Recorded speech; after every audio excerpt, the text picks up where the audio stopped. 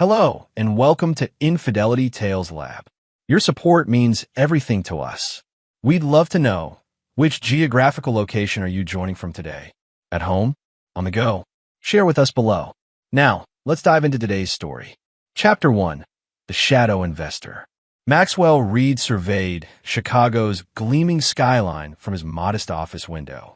At 42, he possessed the weathered hands of someone who'd built something from nothing, though few knew the extent of his empire. To most, he was just another mid-level investment advisor at Pinnacle Financial, making a comfortable but unremarkable living. That's exactly how Maxwell wanted it. Mr. Reed, his assistant Fiona knocked lightly. Your wife called. She wants to know if you'll be joining her at the Townsend Charity Gala tonight. Maxwell suppressed a grimace. Tell her I'll be there. Also, Mr. Hargrove approved your investment portfolio. You were right about the TechStart evaluations. A thin smile crossed Maxwell's face. His colleagues constantly underestimated him, a pattern he'd leveraged his entire life. Born to a third-generation steelworker in Pittsburgh, Maxwell had watched his father labor 60-hour weeks only to lose everything in the mill closures. But where others saw bankruptcy, teenage Maxwell saw opportunity. He began buying distressed properties around the shuttered factories with money saved from 3 simultaneous jobs. By 22, he owned 12 rental properties. By 30, he'd expanded into silent restaurant investments across 4 states. Maxwell constructed his empire like a spider weaving an invisible web. Through shell companies, minority stakeholder positions, and strategic partnerships, where his name never appeared on public documentation. His wife, Vanessa, believed they lived comfortably on his financial advisor's salary, never questioning how they afforded their Lake Michigan vacation home. That evening, Maxwell returned to their North Shore residence. The 3-bedroom colonial looked modest compared to neighboring mansions, another calculated choice. There you are. Vanessa swooped into the foyer, already dressed in a designer gown that cost more than most people's monthly rent. At 38, she remained strikingly beautiful, with cinnamon hair and cutting green eyes currently narrowed in irritation. We're supposed to be there in an hour. I'll be ready in 20 minutes, Maxwell replied, loosening his tie as he climbed the stairs. Their marriage had been passionate once. Vanessa Caldwell, daughter of a Michigan Avenue boutique owner, had fallen for Maxwell's quiet confidence and unassuming ambition 14 years ago. Back then, she'd admired his blue-collar roots and straightforward manner. But lately, he sensed her growing discontent, especially around her increasingly affluent social circle. As he showered, Maxwell recalled overheating her phone conversation last week. It's just embarrassing, Trish. Everyone else's husband is a partner or director of something. Maxwell's been at the same desk for 12 years. It hadn't truly bothered him. Maxwell knew exactly who he was and what he was worth. The clandestine nature of his investments was deliberate, a lesson learned watching his father lose everything to creditors. What people couldn't see, they couldn't take. At the gala, Maxwell stood quietly nursing a scotch while Vanessa flitted between social groups. He nodded politely when introduced, but otherwise remained on the periphery, observing, calculating, his mind already on tomorrow's acquisition of 3 undervalued waterfront properties. Maxwell Reed, right? A deep voice interrupted his thoughts. He turned to find Dominic Russell, a neurosurgeon whose reputation preceded him. Maxwell had researched everyone in Vanessa's social orbit, as he did with any potential connection. Dr. Russell, enjoying the evening? Maxwell offered a firm handshake. Call me Dom. And frankly, these events are tedious but necessary evils. The doctor's candor was refreshing. Your wife mentioned you work in finance?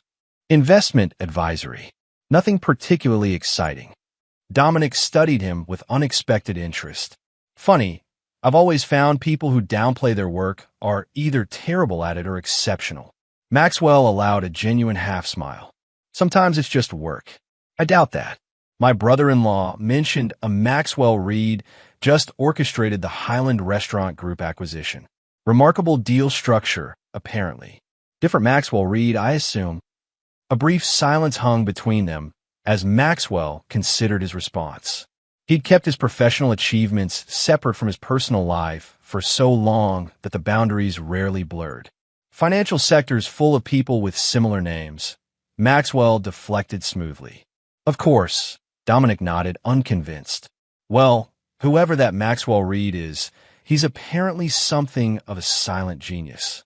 Across the room, Maxwell spotted Vanessa laughing with a tall, athletic man he recognized as Blake Sullivan, recently divorced hedge fund manager and newest member of the country club board. Something in their body language, the leaning in, the lingering touch on his arm, triggered Maxwell's finely tuned situational awareness. "If you'll excuse me," Maxwell said to Dominic, already calculating probabilities and contingencies as he walked away. By evening's end, 3 facts had become clear. Vanessa was growing increasingly embarrassed by what she perceived as his career stagnation. Blake Sullivan had initiated a deliberate pursuit of his wife. And most critically, Maxwell had spotted weakness in Blake's investment strategy that suggested his hedge fund was overleveraged. Knowledge was power, and patience, Maxwell's defining characteristic, was how he wielded it. Chapter 2. The Facade Cracks. 3 months after the charity gala, Maxwell sat across from Leo Conway, his oldest friend and the only person who knew the full extent of his business holdings. The Shoreline development passed final approval, Leo reported, sliding documents across the conference table. Once construction begins, property values in the adjacent neighborhood will double. Your investment there will quadruple conservatively. Maxwell nodded. And the restaurant group? 11 locations, all profitable. The Chicago flagship is performing beyond projections. Rossetti's has become the reservation everyone wants but can't get. Leo paused. Which reminds me, didn't you mention Vanessa wanted to dine there? She's mentioned it several times. Apparently, her friends consider it a status symbol. Leo's expression grew concerned. Have you considered telling her? About any of it? Maxwell straightened a perfectly aligned pen on the table. Our arrangement works. Vanessa enjoys her lifestyle without the complications of knowing its true source. Does it work? You've seemed distracted lately. Maxwell hesitated, then reached for his phone, pulling up a text message. This came through accidentally 3 weeks ago. Vanessa meant to send it to someone else. Leo read the screen. He canceled again. Working late, supposedly. Meet me at our spot at 8? You think she's having an affair? I know she is. Maxwell's voice remained level, emotionless. Blake Sullivan, the hedge fund manager from her social circle. Jesus, Max. What are you going to do? Nothing yet. Maxwell retrieved his phone. I'm still gathering information. That's your response? Gathering information? We're talking about your wife cheating. Maxwell's expression hardened slightly. Emotional reactions create mistakes. I don't make mistakes. Later that evening, Maxwell entered their silent home well past midnight, having deliberately stayed late at the office. A wine glass sat abandoned on the kitchen counter, lipstick staining its rim. Vanessa's purse was on the entryway table. She was home, likely asleep. He moved silently through the house to his home office, unlocking the bottom drawer of his desk, where he kept a secondary phone. Activating it, he reviewed the tracking data from the discrete device he'd placed in Vanessa's car 2 weeks earlier. The GPS log showed her at Blake Sullivan's Lake Forest address for nearly 4 hours that evening. Maxwell felt no surge of betrayal or jealousy, only a cold, calculating certainty solidifying into purpose. He'd suspected for months, confirmed it 3 weeks ago, and now had established a pattern. Sufficient evidence to proceed. The following morning brought a rare occurrence. Breakfast with Vanessa, who normally departed early for her interior design consultations.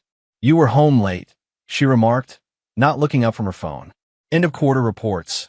Maxwell replied, watching her closely. Blake Sullivan called yesterday. He's organizing a dinner party next weekend at Rossetti's. Private room. Very exclusive. She finally met his eyes. I told him we'd come. Blake Sullivan. Maxwell repeated neutrally. You've mentioned him before. He's on several boards with me now. His firm manages investments for half our friends. Vanessa's tone carried a subtle challenge. You should network with him. Maybe he could help your career. Maxwell took a measured sip of coffee. That's thoughtful of you. I'm serious, Maxwell.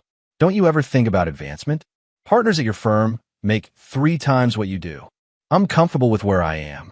Vanessa set down her phone with uncharacteristic force. Well, I'm not.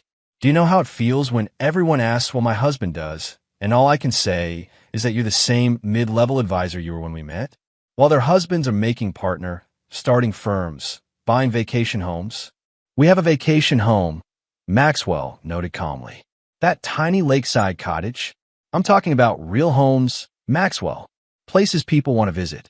The cottage she dismissed had cost $1.2 million in cash, a fact she didn't know, as Maxwell had told her they'd mortgaged it. Blake offered to look at our portfolio. By the way, Vanessa continued. He thinks he could double our returns. Did he? Maxwell felt the first flicker of genuine amusement. That's very generous. See, this is why you're stuck. You won't accept help or take chances. She stood, collecting her barely touched breakfast. The dinner is Saturday. Wear your blue suit. It's the only one that looks remotely current. After she left, Maxwell remained at the table, considering her outburst. For 14 years, he'd maintained his facade, partly for security, partly from habit. Now, he questioned whether it had been worth it. His phone buzzed with a text from Leo. Conference call with Rossetti's management in 30 minutes. New chef causing issues. Maxwell texted back, joining shortly. Also, need reservation Saturday night. Main dining room, not private. For you and Vanessa? I'll handle it personally. Maxwell pocketed his phone, decision made. Saturday would mark the beginning of the end, not just of his marriage, but the careful separation he'd maintained between his public persona and his true power. It was time for the silent partner to make some noise. Chapter 3. The Restaurant Revelation. Saturday evening arrived with a crystalline clarity that only comes from absolute certainty. Maxwell adjusted his tie. Not from the blue suit Vanessa had suggested, but a custom-tailored charcoal brioni he kept for significant business meetings. Tonight qualified. You're not wearing the blue, Vanessa observed sharply as they prepared to leave. It needed alterations, Maxwell replied. He'd actually donated the suit that morning, along with half his wardrobe. He wouldn't be needing the carefully cultivated image of mediocrity anymore. They drove separately to Rossetti's, Vanessa claiming she might stay late with friends, Maxwell knowing she planned to rendezvous with Blake afterward. The arrangement suited him perfectly. Rossetti's occupied a restored historic building in Chicago's West Loop, its limestone facade illuminated by discreet lighting that highlighted its architectural details without ostentation. A red carpet extended from the entrance, where a line of hopeful diners without reservations waited for any possibility of a table. The maitre d' brightened immediately upon Maxwell's arrival. Mr. Reed, an unexpected pleasure to have you dining with us tonight. Maxwell noticed Vanessa's confused glance. Thank you, Anthony. Is everything prepared? Of course, sir. Though I understood you'd be joining the Sullivan party in the private dining room. Change of plans. We'll dine in the main room tonight. Anthony nodded knowingly. Your usual table is ready, sir. As they followed Anthony through the restaurant, Maxwell observed Vanessa's growing bewilderment. The staff's deferential treatment continued. The sommelier approached unbidden with Maxwell's preferred wine. The executive chef emerged briefly to greet him with familiar respect. What is happening? Vanessa whispered as they were seated at the best table in the house, overlooking both the dining room and the open kitchen. How do they know you? I come here occasionally for business lunches, Maxwell replied smoothly.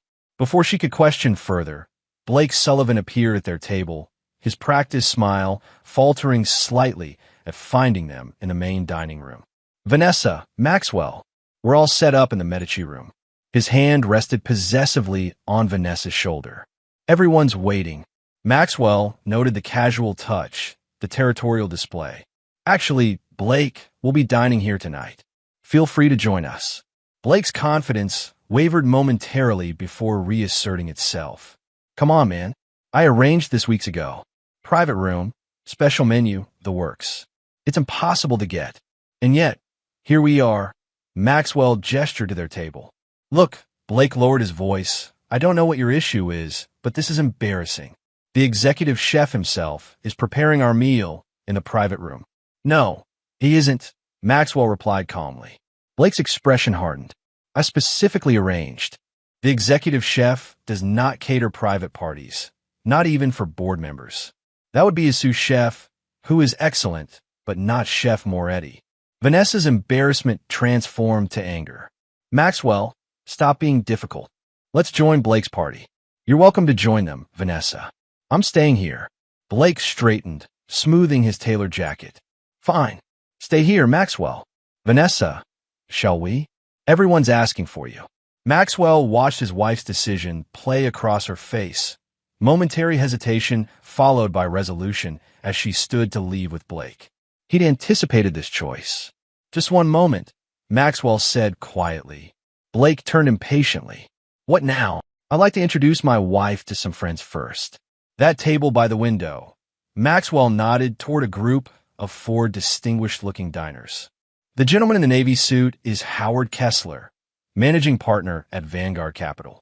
Beside him is Patricia Westbrook, chief investment strategist for Northern Trust. Vanessa's expression shifted from irritation to confusion. Why would they want to meet me? Because they've heard so much about you from our mutual friend Dominic Russell. And because they're considering investing in your interior design firm's expansion. This was news to Vanessa and deliberately misleading. Maxwell had indeed discussed her work with these associates, but primarily to ensure she would have sustainable income after their divorce. My expansion? I don't have expansion plans, she faltered. Perhaps you should develop some, Maxwell suggested. They're expecting us. Just a quick introduction before you join Blake. Caught off guard, Vanessa followed Maxwell to the table of financial elites, where he was greeted with genuine warmth and respect. Maxwell twice in 1 week. The world must be ending, Howard Kessler joked, standing to shake his hand. Howard, Patricia, Ben, Marlene, my wife, Vanessa Reed. The introductions proceeded smoothly, with Maxwell seamlessly discussing investment strategies and market projections that left Vanessa staring at him in mounting disbelief. Maxwell advised us against that pharmaceutical merger last quarter, Patricia said to Vanessa. Save us $20 million when it collapsed. Your husband sees the round corners. We've been trying to get him to join our board for years, Howard added. But he's too busy building his own empire to help steer ours. Vanessa's composure began to crack. I think there's been some confusion. Maxwell is an investment advisor at Pinnacle Financial. The table fell momentarily silent before Ben chuckled. That's just his day job. Surely you know about Reed Holdings, the restaurant group, the tech investments. Maxwell watched realization dawn across Vanessa's face. We should let you return to your dinner, he said smoothly. Vanessa has another engagement tonight. As they walked away, Vanessa gripped his arm painfully. What the hell is going on, Maxwell? You should join Blake. He's waiting, and you wouldn't want to keep him and your friends waiting. Not until you explain what that was about. Maxwell gently removed her hand from his arm. Go to your dinner, Vanessa. We'll discuss this at home. Her eyes narrowed. Fine, but this isn't over. Maxwell watched her storm toward the private dining room, then returned to his table. He had ordered and finished his appetizer when the commotion began. First came the raised voices from the private dining room, followed by Blake emerging with Vanessa and 6 others. Their wealthy friends, including the Whitcombs, the Prestons, and the newly divorced Trish Hathaway. This is ridiculous, Blake was saying loudly to the apologetic maitre d'. We're in the middle of dinner. That's when Maxwell noticed Leo Conway standing beside the restaurant manager, both looking grim. Right on schedule. Vanessa spotted Maxwell and marched toward him. Did you do this? They're kicking us out. I did nothing, Maxwell replied truthfully. He had merely set events in motion, knowing Blake's overinflated ego would inevitably cause a scene when challenged. The restaurant manager approached their table, Blake and the others trailing behind. Mr. Reed, I apologize for the disturbance. We've had an unfortunate situation arise. What's happening, Paul? Maxwell asked calmly. Mr. Sullivan became inappropriate with one of our staff members. The manager's professional demeanor remained intact, but his eyes conveyed the severity. Blake's face flushed red. That waitress was flirting with me all night. She practically invited. That waitress is my niece and a college student, Paul cut in coldly. And the owner has asked that your party leave immediately. The owner? Blake scoffed. Get him out here. Do you know who I am? I'm on a board of. I know exactly who you are, Blake. Maxwell interrupted, standing slowly. Paul, it's fine. Mr. Sullivan was just leaving. The restaurant fell silent as connections were rapidly made. Blake stared at Maxwell, comprehension dawning. You're not the owner? Among other things. Maxwell straightened his cuffs. Rossetti was my grandmother's maiden name. Vanessa's expression transformed from anger to shock. You own this restaurant? This one and 10 others. Maxwell nodded to Paul. Mr. Sullivan and his guests were just leaving. Their dinner is complimentary, of course. He can barely afford dinner. Vanessa blurted out, the weeks of dismissive comments culminating in this final, public humiliation. She turned to her friends with a desperate, nervous laugh. He makes $80,000 a year. He's been passed over for promotion 3 times. The silence that followed was deafening. Maxwell simply waited, letting the moment stretch uncomfortably. I excused myself, he finally said quietly. Minutes later, the restaurant manager approached their table. The owner has asked you to leave, he said politely, gesturing towards me. Her jaw hit the floor. Maxwell smiled thinly at the assembled group. And now, if you'll excuse me, I have a dinner to finish and a divorce to initiate. As security arrived to escort the stunned party out, Maxwell noted with satisfaction the calculating looks on the faces of Vanessa's friends.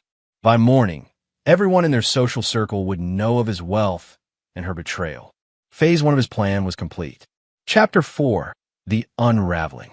The day after the restaurant incident, Maxwell moved methodically through his home, collecting essential documents and sentimental items. His father's pocket watch, his grandfather's worn Bible, photos from his childhood. He worked silently, efficiently, a man accustomed to executing well-laid plans. Vanessa had not returned home last night. Her phone calls and messages, first angry, then bewildered, finally pleading, remained unanswered as Maxwell prepared for the next phase. The doorbell rang at precisely 9 a.m. Maxwell opened it to find Leo and Naomi Parker, his longtime attorney. Everything ready? Naomi asked, her expression professional but concerned. Maxwell nodded, leading them to his home office. The movers arrive at noon for my personal items. I've marked everything. Vanessa called me 6 times last night, Leo said. Should I have warned you about her indiscretion sooner? You confirmed what I already suspected. The timing was perfect. Maxwell unlocked his safe, removing several hard drives and document portfolios. These need to go to the secure room at the Highland office. Max, Naomi began carefully. I prepared the divorce filing as requested, but are you certain about these terms? You're offering her significantly more than required. I want this clean and quick. The house, the vacation property, $2 million in cash, and a monthly stipend for 5 years. Enough for her to maintain appearances while she builds her business. She cheated on you, Leo pointed out. Humiliated you publicly. Maxwell placed the documents in his briefcase. This isn't about emotion. It's about efficiency. The settlement eliminates her incentive to fight, to dig deeper into my holdings. And Blake Sullivan? Leo pressed. What about him? A cold smile touched Maxwell's lips. Blake's demise requires no intervention from me. His hedge fund is already faltering, leveraged beyond sustainability. I've simply accelerated certain market forces. The Wellington Group acquisition, Naomi realized. You're forcing the disclosure of his fund's position. Among other things, Blake built his reputation on insider connections and market manipulation. I'm ensuring the SEC receives comprehensive documentation of his activities. Leo shook his head in amazement. You've been planning this for months. Since the charity gala, Maxwell confirmed, when I first noticed his interest in Vanessa, though the specific strategy evolved as I gathered information. A text alert sounded on Maxwell's phone. He checked it, then stood. Vanessa just turned onto our street. Naomi, wait for us in the study. Leo with me. They positioned themselves in the living room moments before Vanessa burst through the front door, still wearing last night's evening dress, her makeup smudged from crying. "How dare you ignore my calls?" she began, then stopped short upon seeing Leo. "What's he doing here?" "Supporting a friend," Leo replied coldly. Vanessa's eyes darted between them. "Maxwell, we need to talk privately." "Leo stays," Maxwell stated flatly. "Anything you have to say can be said in front of him." "Fine." She dropped her clutch purse on the console table. "You've been lying to me for our entire marriage." "Interesting perspective," Maxwell replied. "I never lied about my income or assets. You assumed, and I allowed the assumption." "Allowed?" "You deliberately misled me. All these years, letting me believe we were just getting by when you own, what? Restaurants? Real estate? What else haven't you told me?" "That's no longer your concern." Maxwell remained impassive. "Naomi Parker is waiting in the study with divorce papers. I'm prepared to be generous, Vanessa. The house, the lake property, financial support while you establish your business independently." Her expression shifted instantly from accusation to calculation. "Divorce?" "Maxwell, don't be absurd. Whatever you think happened with Blake." "I know exactly what happened with Blake." Maxwell cut her off. "The affair began 4 months ago, shortly after the charity gala. You meet primarily at his Lake Forest house on Tuesdays and Thursdays, though there have been 3 hotel encounters as well." Vanessa's face drained of color. "You had me follow?" "Unnecessary. Your location tracking was enabled on our shared cloud account." A bitter laugh escaped her. "So what now? You punish me by revealing you're actually rich? That's your revenge." "This isn't revenge, Vanessa. It's dissolution. Our marriage has been deteriorating for years. The affair simply accelerated the timeline. You can't just throw away 14 years. We can work through this. Couples therapy, a fresh start." Her voice softened strategically. "Now that I know who you really are, things will be different." Maxwell studied her, noting the familiar manipulation techniques. "That's precisely the problem. You never knew who I was because you never bothered to look beyond the surface. You saw what you expected to see until it no longer satisfied you."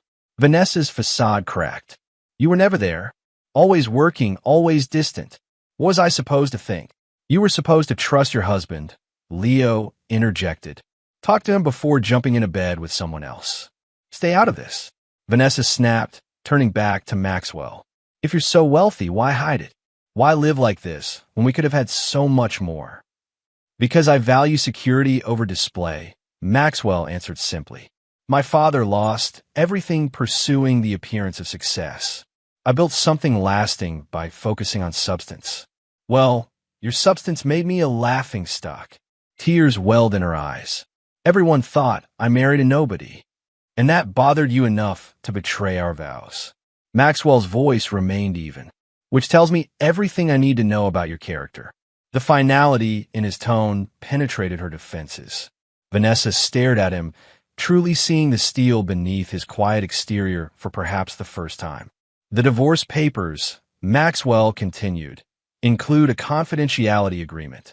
You'll tell no one about my business holdings beyond what became public last night. In exchange, your infidelity remains private. And if I refuse, then you'll receive only what Illinois law mandates for an at-fault divorce. Likely nothing, given the evidence I've compiled and the prenuptial agreement you signed." Vanessa's expression hardened. "So I get hush money and a house while you continue your secret empire? That's your idea of fair?" "Fair would be leaving you with nothing," Leo muttered. Maxwell silenced him with a glance. "This isn't negotiable, Vanessa. Sign today, and you maintain your lifestyle and dignity. Fight me, and you lose both."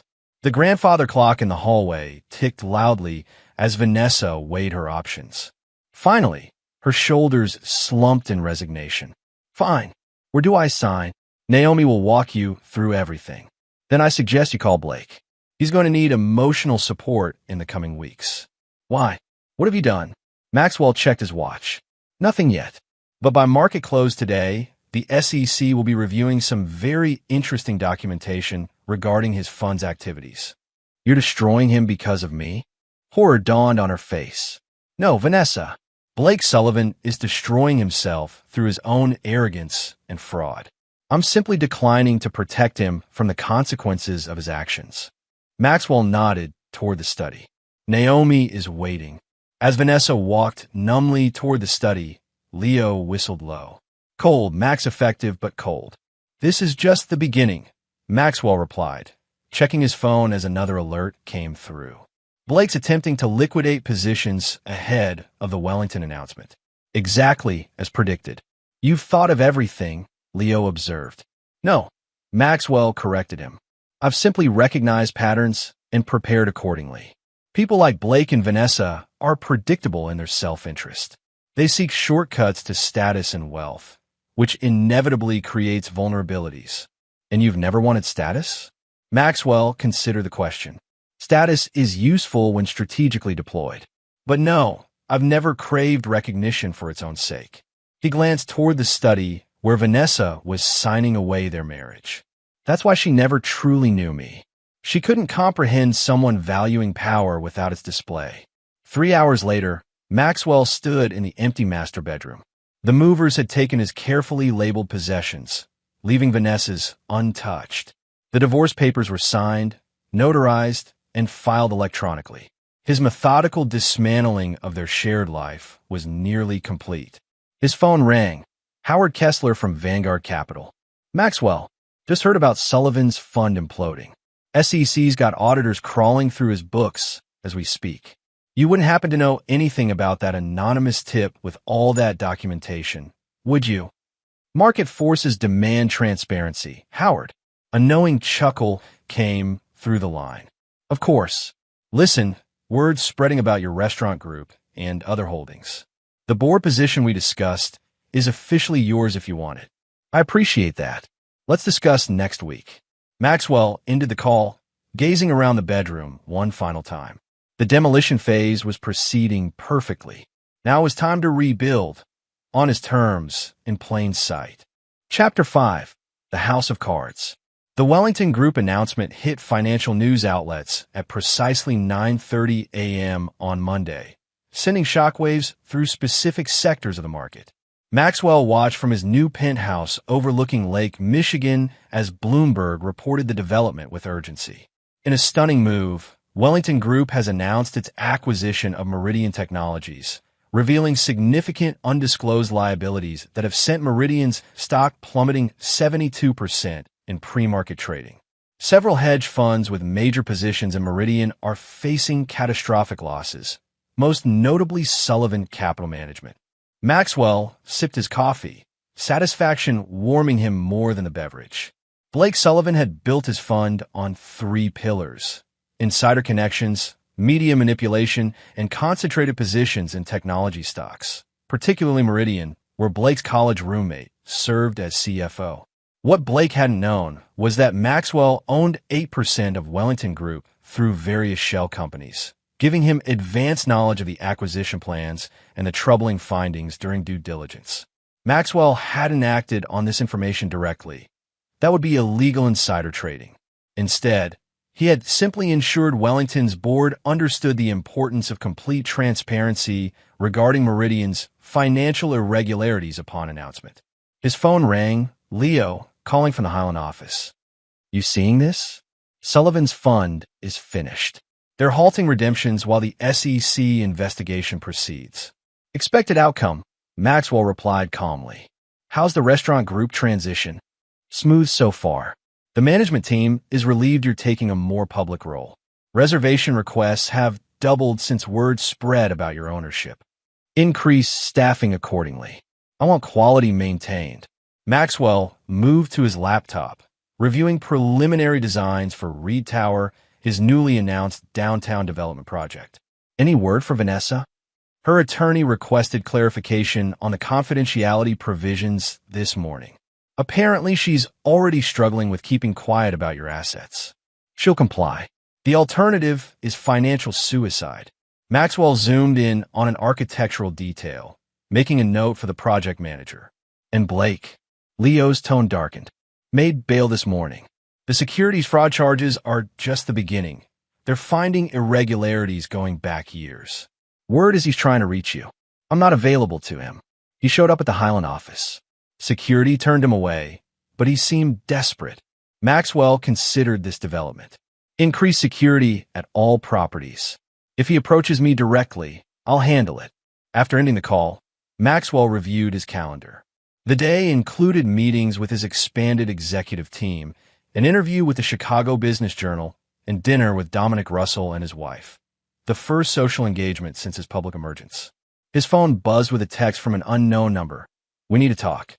You've destroyed everything. At least give me that." Blake. Maxwell deleted the message without responding. Blake Sullivan was no longer relevant to his plans.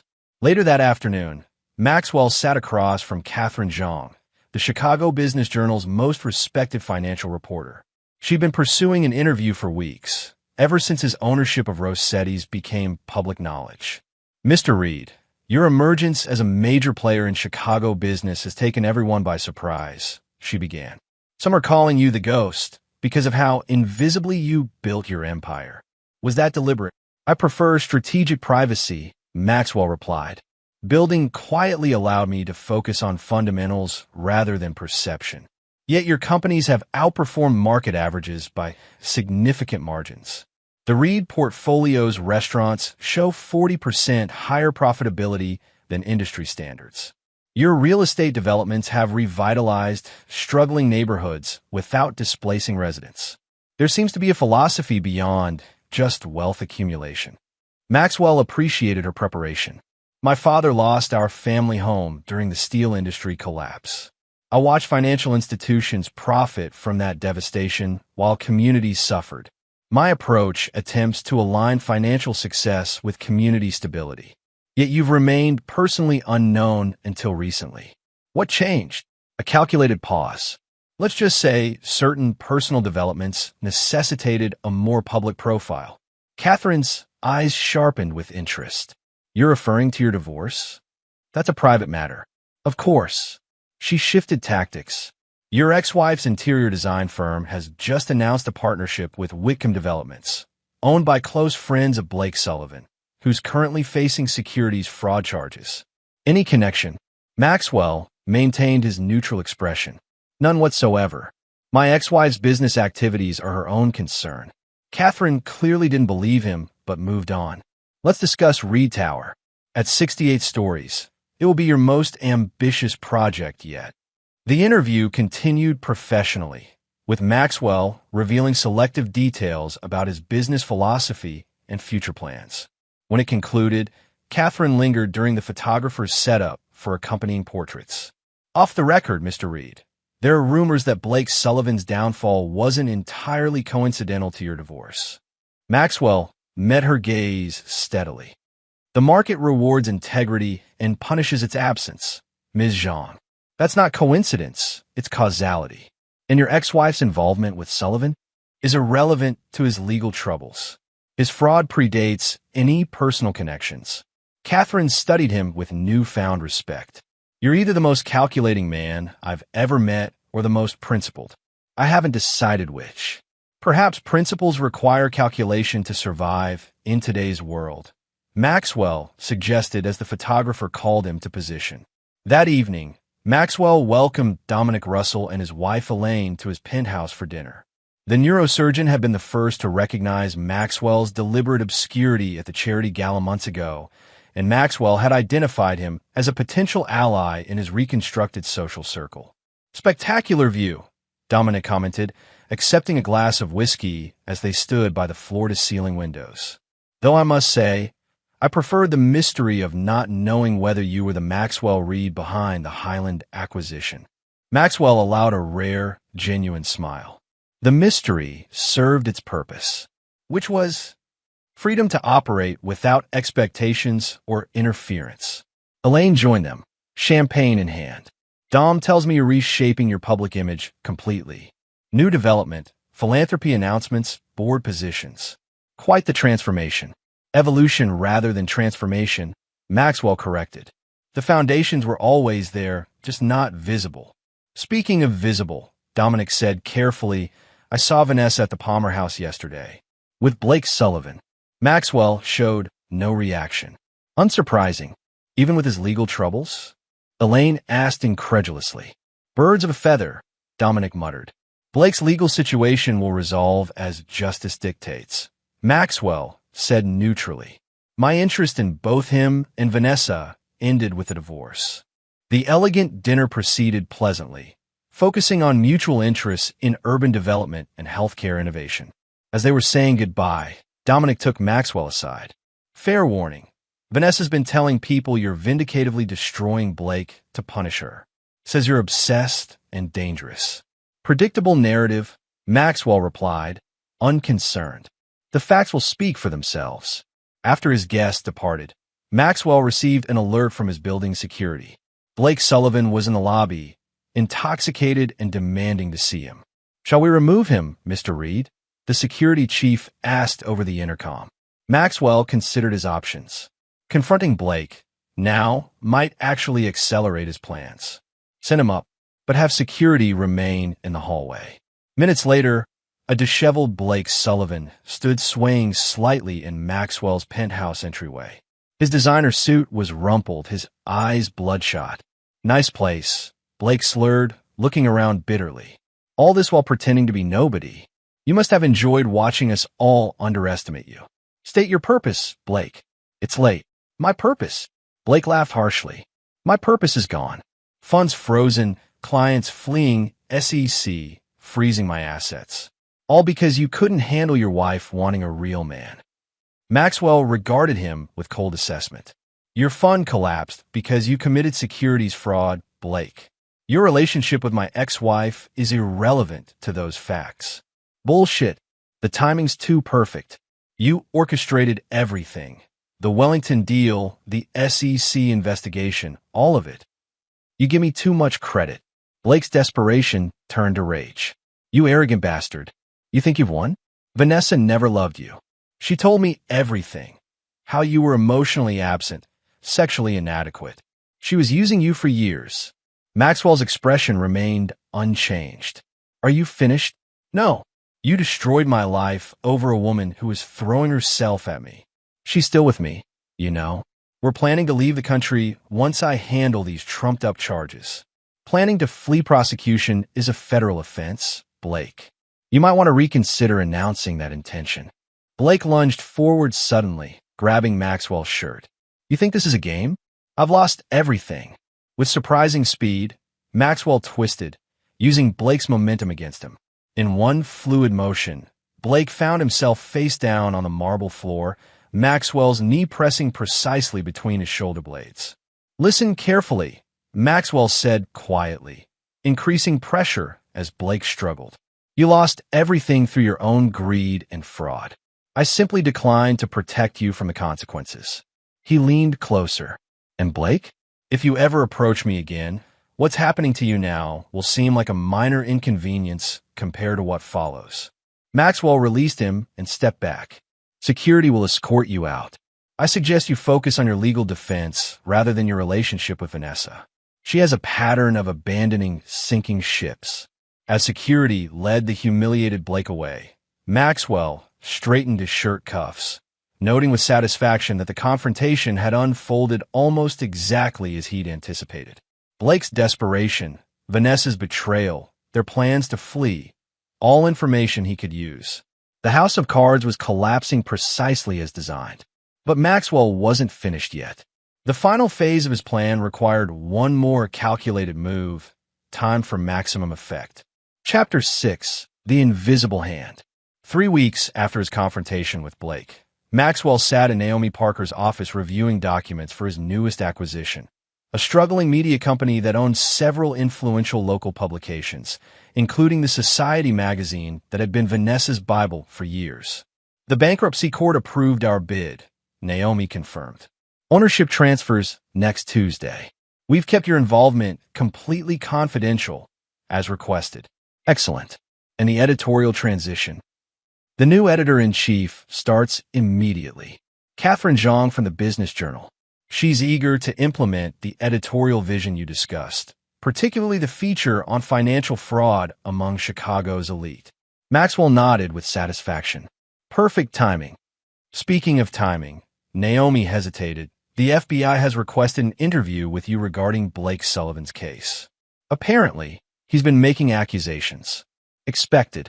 Schedule it at their convenience. I have nothing to hide. That's just it. Max Blake's claiming you engineered his downfall, using insider information about the Wellington Meridian deal. A desperate defense strategy. The SEC has already reviewed my trading records and found nothing irregular. Maxwell adjusted his tie. Blake is attempting to create a persecution narrative to distract from his own malfeasance. Naomi studied him. You really did think of everything, didn't you? No direct trades, no paper trail connecting you to Wellington's decision timing. I simply ensured that truth had a clear path to discovery. What Blake calls persecution, the law calls transparency. As Maxwell left the law office, his phone buzzed with a text from Leo. V spotted at Chicago First National. Banking records show large withdrawal attempt. Bank froze accounts per divorce agreement. Maxwell frowned slightly. Vanessa attempting to access extraordinary funds suggested she and Blake might be accelerating whatever escape plan they concocted. A complication, but not an insurmountable one. He texted back, monitor closely. Alert me to any travel arrangements. That afternoon, Maxwell met with the FBI agents as arranged. The interview took place in a conference room at the Highland office building, with Naomi present as his counsel. Mr. Reed, Agent Diaz began, we're investigating allegations made by Blake Sullivan regarding your possible involvement in the market events surrounding Meridian Technologies. I'm happy to assist, Maxwell replied calmly. Mr. Sullivan claims you orchestrated the Wellington acquisition timing to deliberately destroy his fund, using insider information. Mr. Sullivan is facing criminal charges and seeking scapegoats, Maxwell observed. What specific questions do you have for me? For the next hour, Maxwell answered their questions with precise, factual responses. Yes, he owned shares in Wellington Group through various investment vehicles. No, he had no direct role in acquisition timing decisions. Yes, he was aware his ex-wife had developed a relationship with Sullivan during their marriage. No, that had no bearing on his business activities.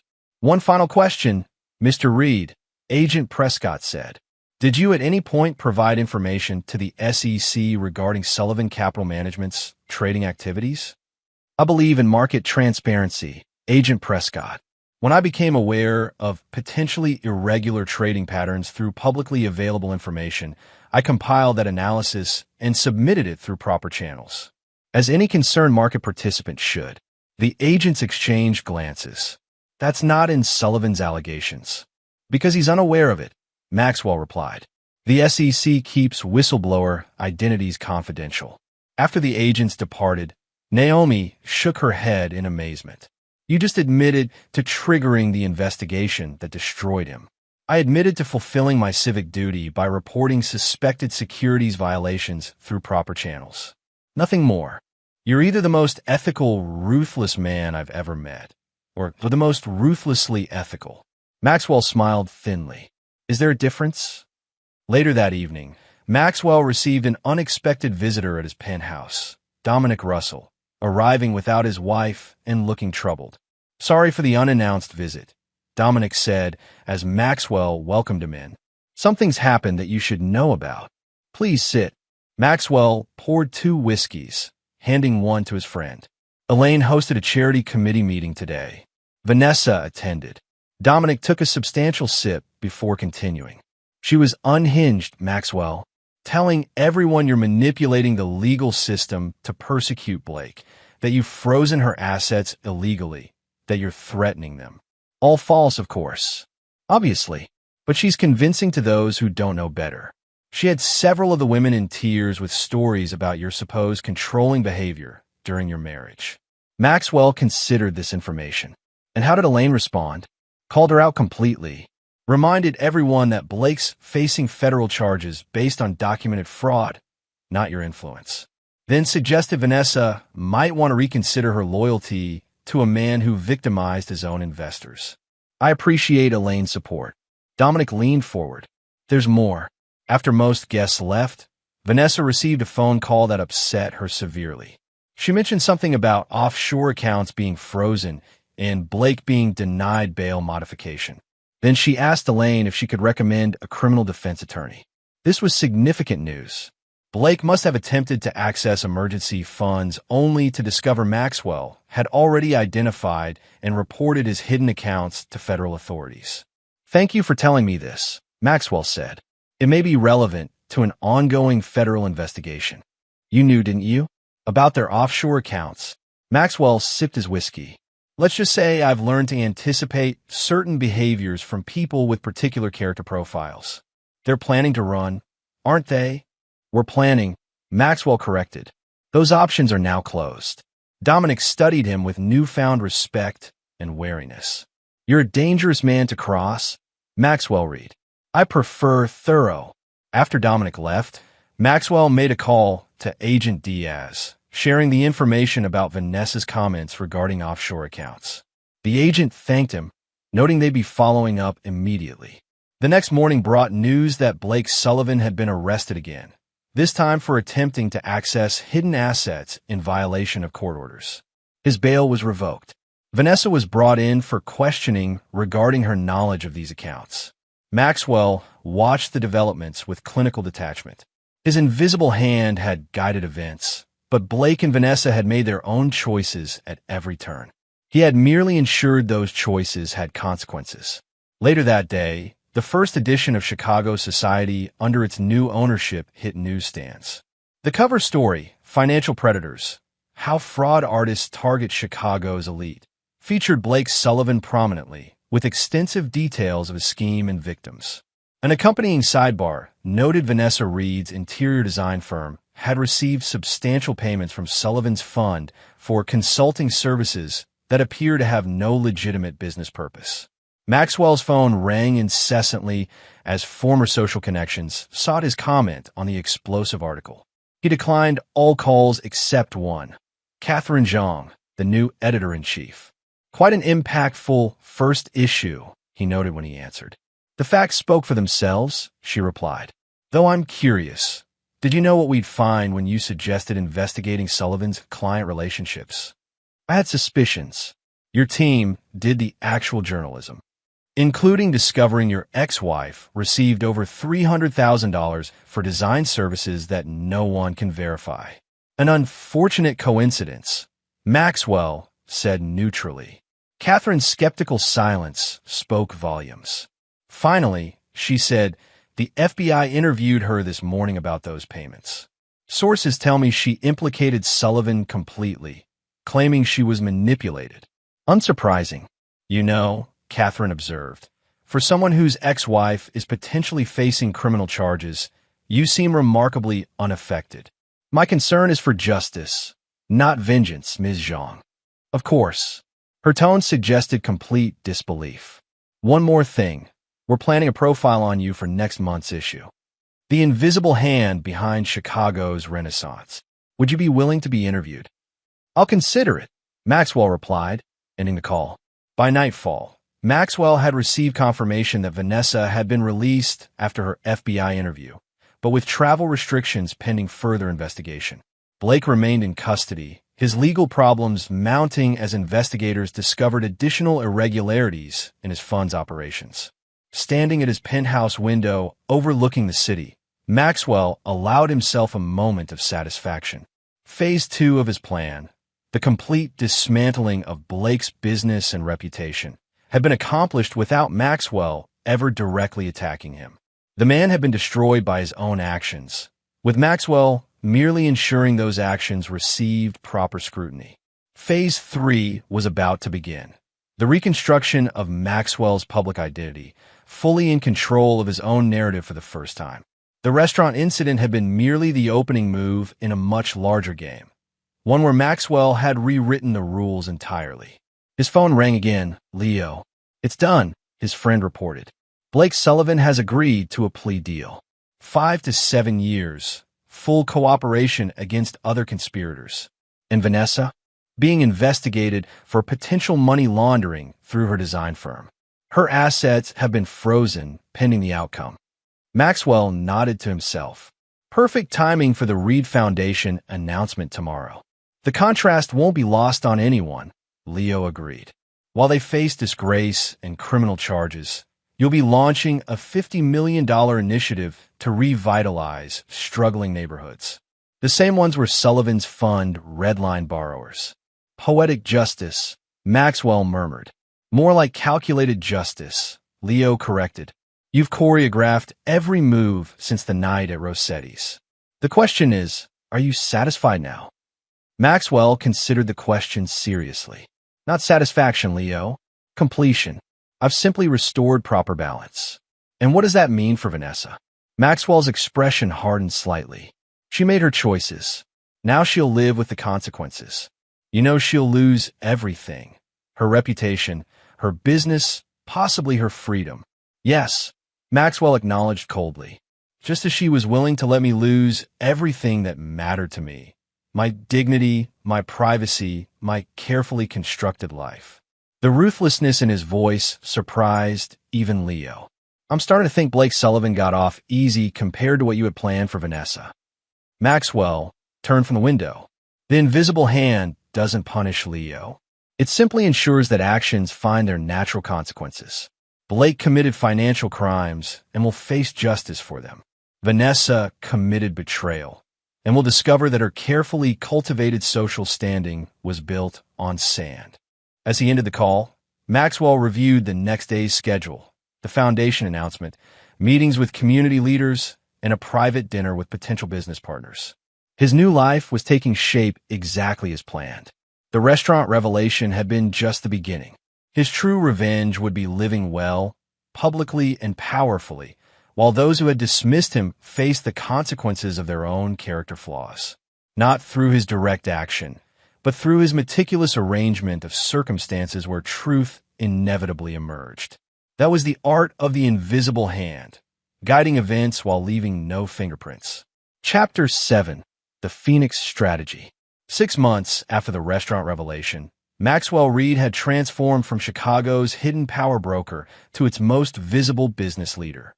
Reed Tower was rising rapidly downtown. The Reed Foundation's community initiatives were earning national attention, and his expanded restaurant group had become the city's culinary gold standard. Today marked another milestone, the grand opening of Reed Innovation Center, a technology incubator focused on supporting entrepreneurs from underserved communities. Maxwell stood at the podium, addressing the gathered crowd of business leaders, community representatives, and media. Success should create opportunities, not just accumulate wealth, he concluded his remarks. This center will ensure that innovation isn't limited by zip code or background, but fueled by determination and vision. The applause was genuinely enthusiastic. Maxwell had carefully cultivated his public image as a business leader with conscience, the antithesis of predatory figures like Blake Sullivan, whose sentencing hearing was scheduled for the following week. As Maxwell mingled with guests afterward, Catherine Zhang approached with recorder in hand. Impressive facility, she noted, especially the decision to name the main fellowship after your father. He believed in building lasting value. Maxwell replied, this honors his philosophy. Speaking of lasting value, Catherine segued smoothly. I'm following up on the Sullivan case. Sources tell me he's providing evidence against several other fund managers in exchange for sentencing considerations. Justice takes many forms. Indeed. And what about your ex-wife? Any comment on her plea agreement? Vanessa had ultimately accepted a deal, probation, and significant financial penalties in exchange for testimony against Blake and other conspirators. Her design business had collapsed, her social standing evaporated, and her assets seized to satisfy restitution requirements. My ex-wife's legal situation is her own concern, Maxwell replied neutrally. I wish her well in rebuilding her life. Catherine clearly didn't believe his diplomatic response, but moved to another topic. The rumor mill says you've purchased the Adler Building, the same property where your father once worked before the steel collapse. Sentiment or strategy? Maxwell allowed a small smile. Both.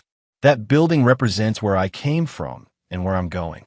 We'll be announcing its redevelopment next month, maintaining the historic facade while creating sustainable internal spaces. After Catherine departed, Maxwell checked his watch. He had one more important meeting today, one not on his official calendar. 90 minutes later, Maxwell sat in a private room at Gibson Steakhouse across from Howard Kessler and Patricia Westbrook from Vanguard Capital. The Sullivan Capital Assets acquisition is proceeding smoothly, Howard reported.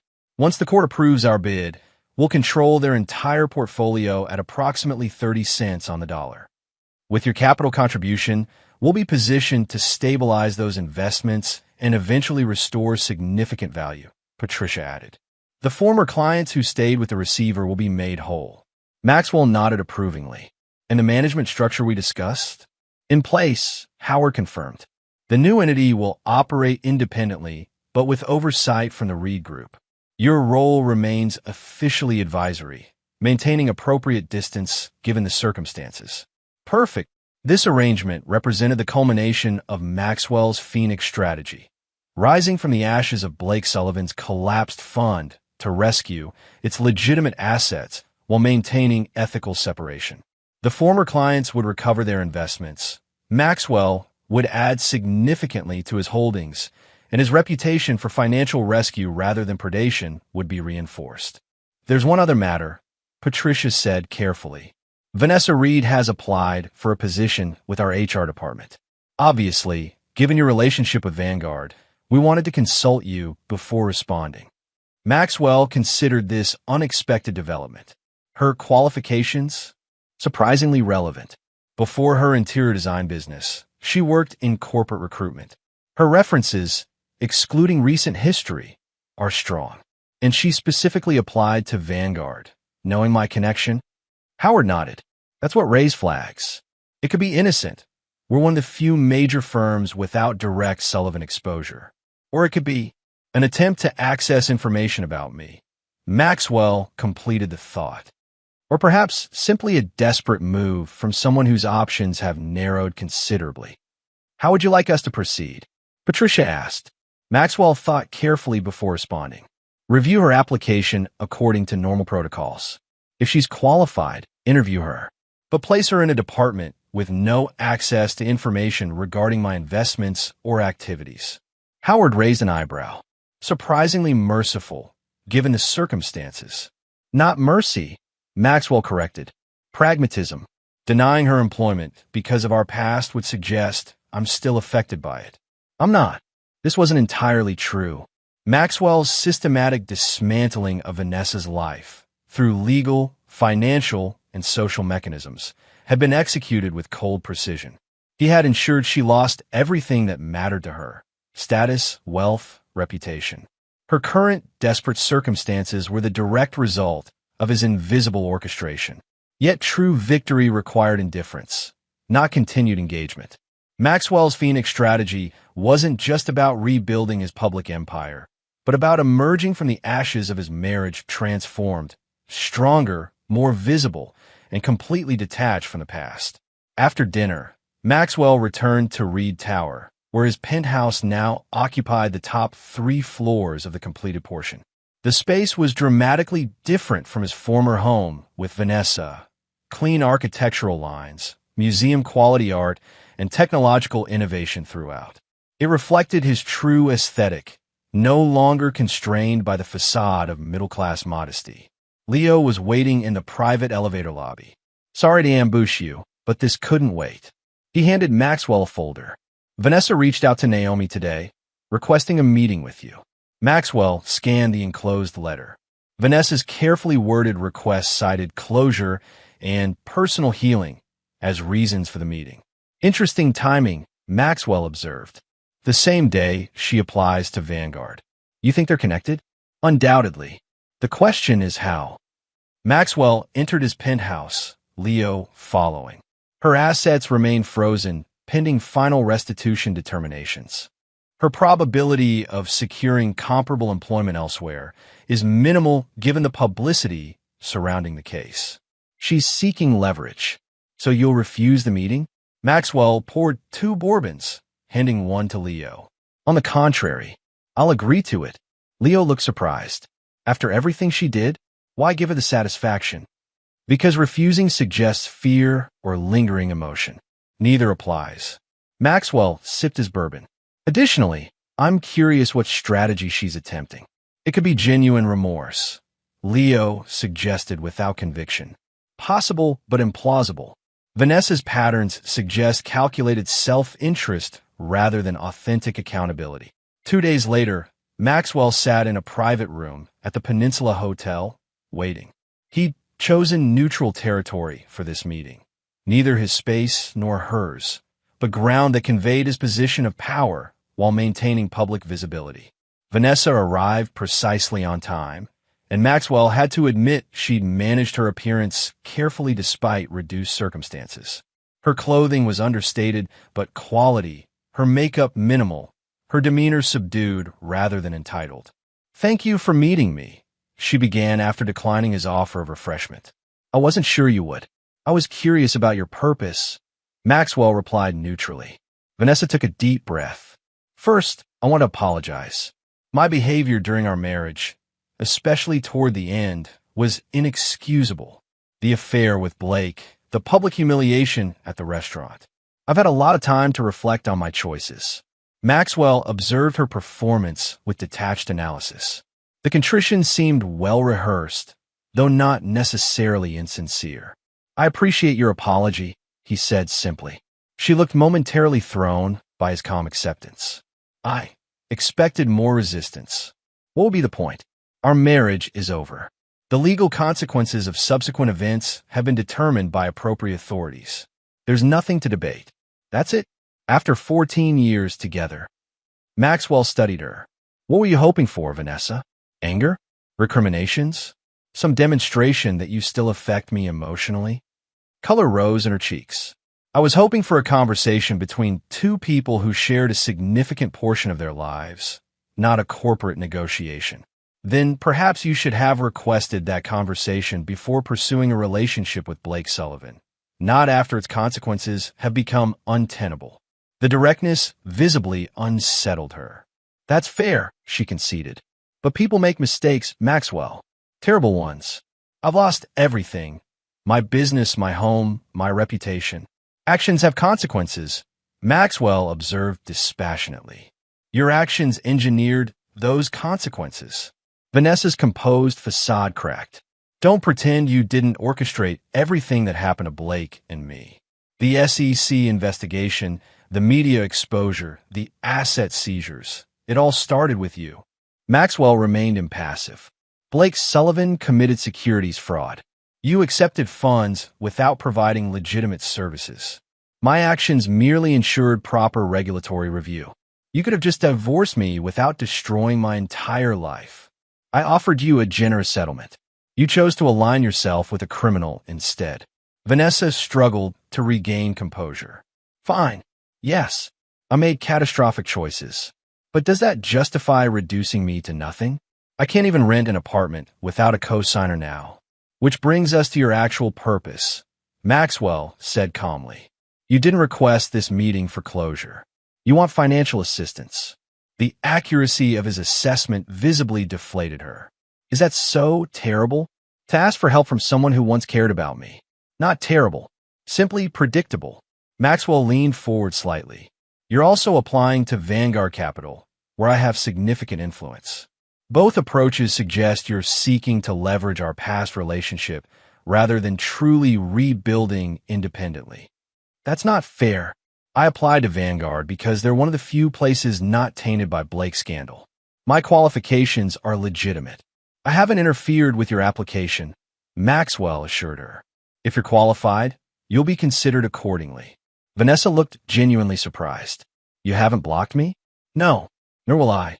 Your professional future is your own to determine." This unexpected response seemed to disarm her more than any rejection. "I don't understand. After everything that happened, you'd allow me to work at a company where you have influence? Your employment at Vanguard would be based on your qualifications and compartmentalized from any connection to me." Maxwell checked his watch. "Now, was there anything else you wanted to discuss?" Vanessa stared at him, reassessing. "You really have completely detached, haven't you? I'm just a closed chapter to you. We divorced over a year ago, Vanessa. I've moved forward. I recommend you do the same. Without resources, that's nearly impossible." Maxwell considered her argument dispassionately. I'll have Naomi review options for unfreezing a portion of your remaining assets for living expenses, pending completion of your restitution payments. A structured arrangement with appropriate oversight. Hope flashed across her face. You do that. It's pragmatic. Your inability to sustain yourself extends the legal proceedings unnecessarily. As they stood to conclude the meeting, Vanessa made one final attempt at emotional connection. I did love you once, Maxwell, before I got caught up in status and appearances. Maxwell regarded her with clinical detachment. Perhaps, but love without loyalty or respect is ultimately meaningless. I wish you well, Vanessa, but our paths won't cross again after today. He left her standing in the private dining room, feeling neither satisfaction nor animosity, only the clean finality of a chapter properly concluded. Later that evening, Maxwell received confirmation that Blake Sullivan's sentencing recommendation had been filed. The prosecutor was seeking 8 years based on the severity of the fraud, partially offset by his cooperation against other conspirators. Maxwell forwarded this information to Catherine Zhang with a brief message. Background only. No attribution.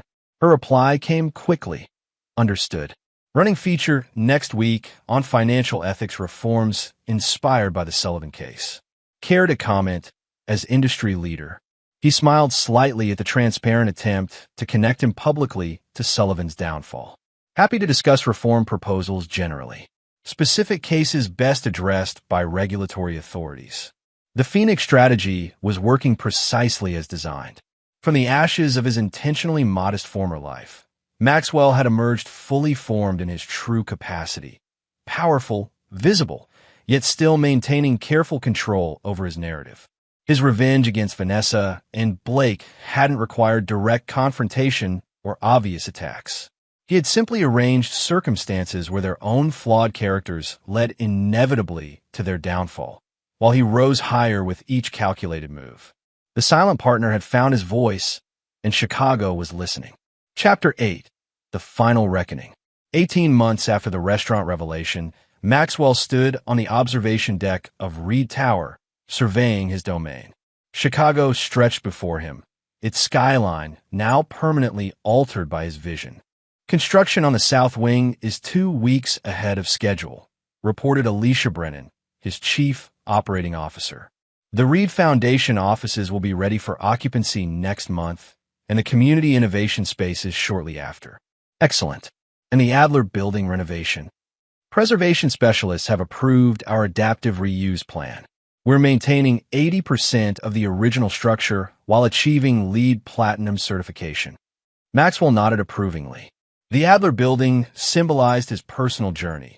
The site where his father had once worked now transformed into a beacon of sustainable development without erasing its industrial heritage. His phone buzzed with a news alert. Breaking, Blake Sullivan sentenced to 7 years in federal prison for securities fraud. Justice delivered, precisely as anticipated. Maxwell had neither accelerated nor impeded the legal process. He had simply ensured Blake couldn't escape it through his usual channels of influence and obfuscation. One more item, Alicia said, checking her tablet. Catherine Zhang has requested an exclusive interview regarding the new Reed Media Group acquisition. Given your history with Chicago Society magazine, she's particularly interested in your decision to purchase its parent company. Schedule it for next week, and confirm our education initiative announcement to coincide with the interview.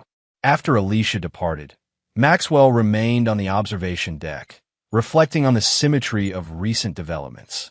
His acquisition of the media group that had once been Vanessa's social Bible represented the final piece of his reconstruction strategy, control of a narrative that had once controlled his ex-wife. His phone rang. Leo. Just heard about Sullivan's sentencing, his friend began.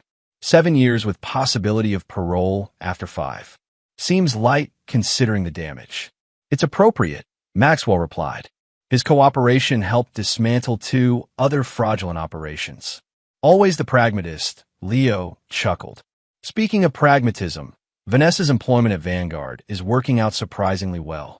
Howard says she's actually quite skilled in their talent acquisition division. Unsurprising. Her social intuition was always exceptional. You really don't care that she's working at a company where you have significant influence? Maxwell considered the question. Her compartmentalized role poses no risk to my interests, and her rehabilitation serves the broader administrative efficiency of concluding legal matters. That's cold, even for you. Practical, Maxwell corrected. Holding grudges requires emotional energy better directed elsewhere. Leo snorted. Says the man who meticulously dismantled two people's entire lives over a restaurant insult. That wasn't a grudge, Leo. It was a necessary recalibration of circumstances. The conversation shifted to business matters, concluding with plans for the upcoming Reed Foundation Gala, the same charity event where Maxwell had first noticed Blake Sullivan's interest in Vanessa 2 years earlier. The circularity wasn't lost on him. Later that afternoon, Maxwell met with Howard Kessler at the Chicago Club to discuss Vanguard's management of certain Reed Group assets. Their business concluded efficiently. Howard hesitated before leaving. I should mention, your ex-wife has been promoted to Associate Director of Executive Recruitment. She's been remarkably effective, especially with candidates who might be intimidated by our traditional approach. I'm glad it's working out, Maxwell replied neutrally. Howard studied him. She's been discreet, never mentions your history or tries to leverage the connection. As expected, she's rebuilding her life pragmatically. She asks about you occasionally. Nothing inappropriate, just general questions about your public projects. Seems genuinely interested in your success. Maxwell absorbed this information without visible reaction. Professional curiosity, I'm sure. Howard looked unconvinced. Maybe, though she declined an opportunity to relocate to our New York office recently. Said she preferred to remain in Chicago despite the complicated history. Her reasons are her own. After Howard departed, Maxwell considered this new information. Vanessa declining career advancement to remain in Chicago was unexpected, potentially indicating unresolved emotional attachment rather than purely pragmatic career calculations. The thought was interrupted by another call, this time for Naomi Parker. The Sullivan Restitution Fund is finalized, she reported. Your anonymous contribution of $10 million ensures all smaller investors will be made whole. Good. Maintain the anonymity protocols. Of course, though I'm curious, why help his victims quietly when public philanthropy would boost the Reed Foundation profile? This isn't about profile, Maxwell explained. It's about proper resolution. Small investors shouldn't suffer for trusting the wrong advisor. The truth was more complex. Maxwell's contribution to the restitution fund served multiple strategic purposes.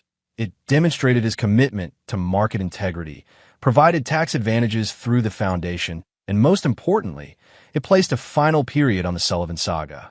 Blake Sullivan's crime and punishment would be complete. The victims would be compensated. The story would end without lingering victims seeking justice, which might keep Blake's name in the news or, worse, generate sympathy for him. Maxwell had learned from his father's financial destruction that true closure required restoration, not just punishment. His revenge against Blake wasn't complete until the collateral damage was addressed. That evening, Maxwell attended a symphony gala alone, one of many social events he now navigated as one of Chicago's most eligible bachelors. His strategic self-revelation had brought unexpected attention from potential romantic partners, none of whom he'd found compelling enough to pursue seriously. During intermission, he encountered Dominic and Elaine Russell in the grand foyer.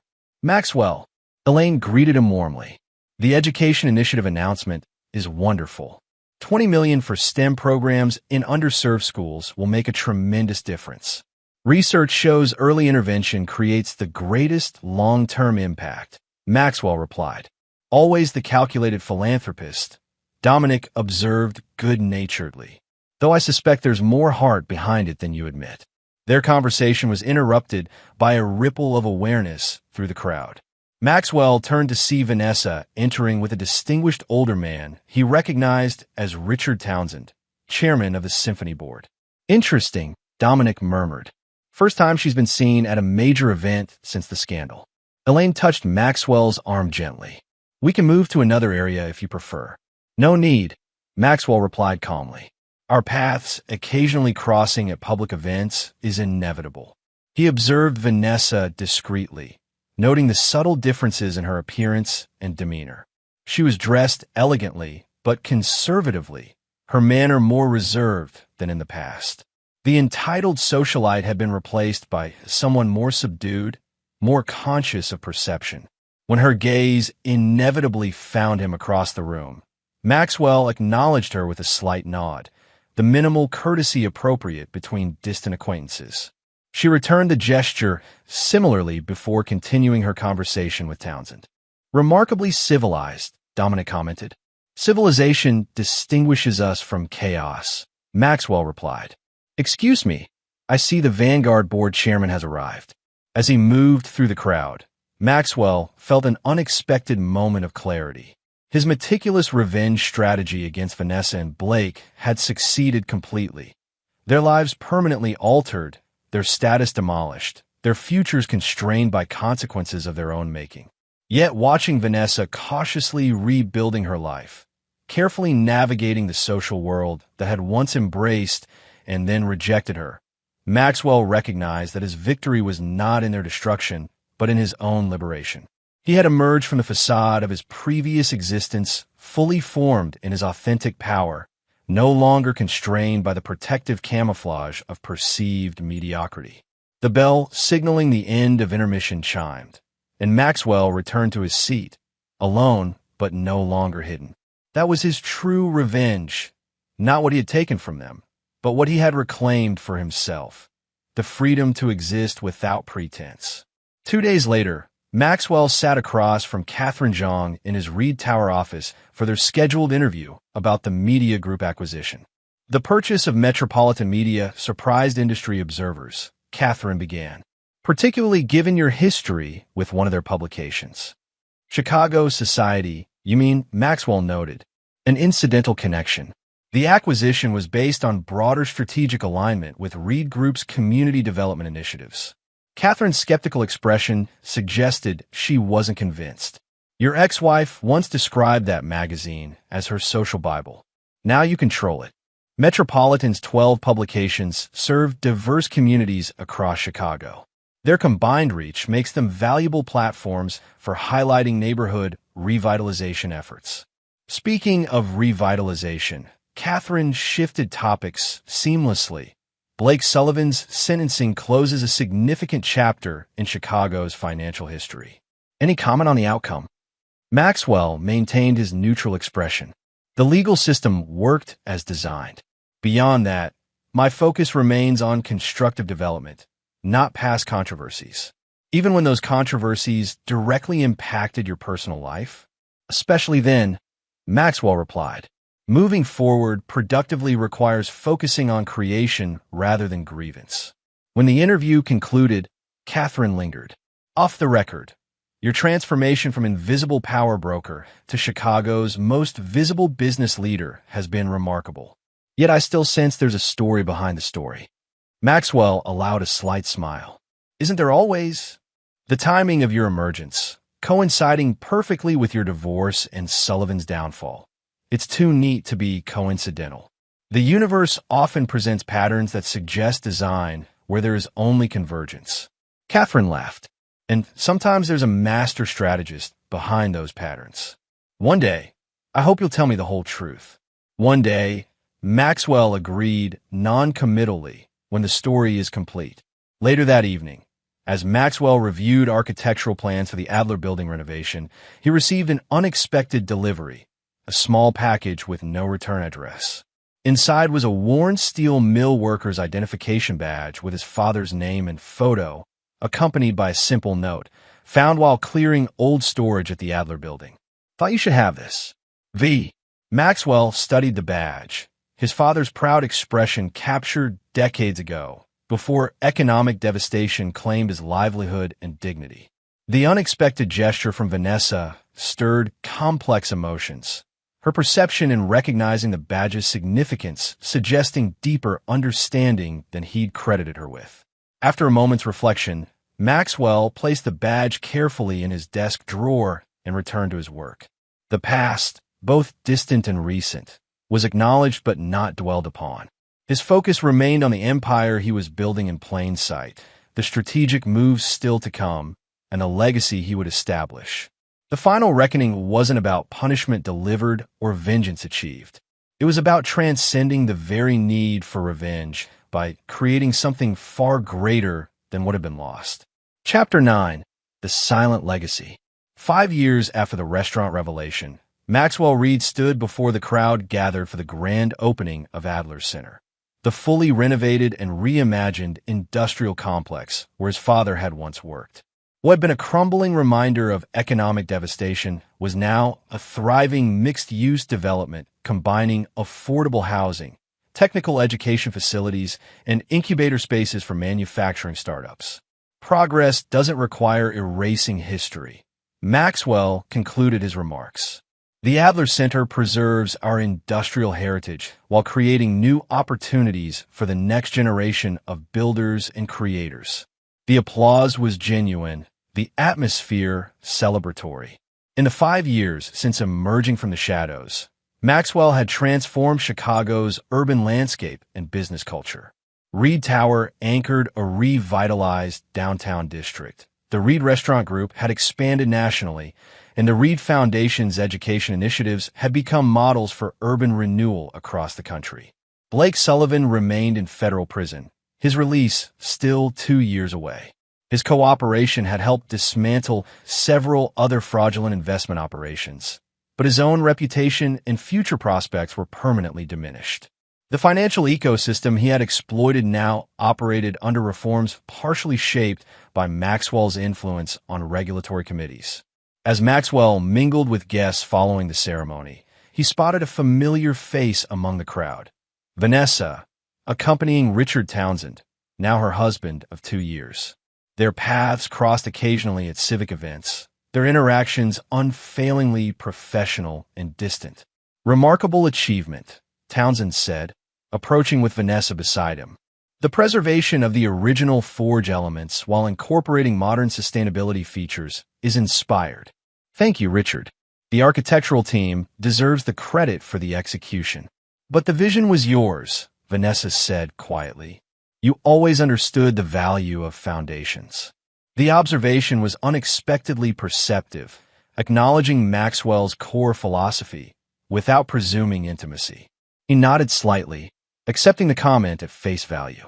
The Townsend Foundation's arts education program would complement the technical training facilities here, Richard suggested.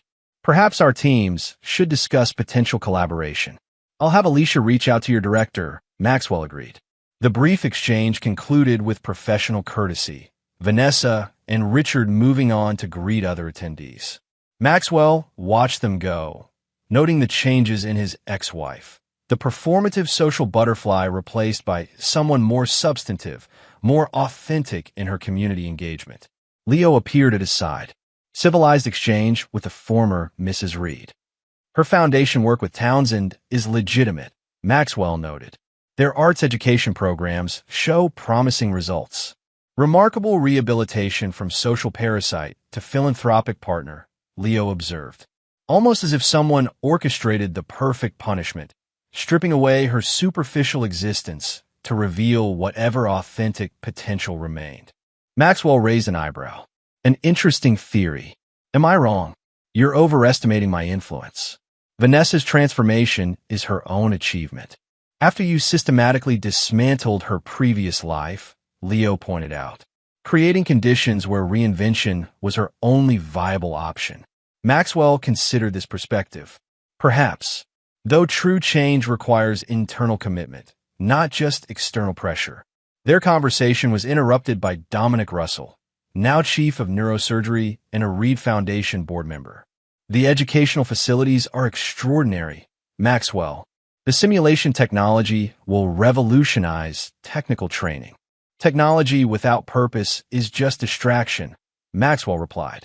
The Adler Center's success will be measured by the careers it launches, not its equipment.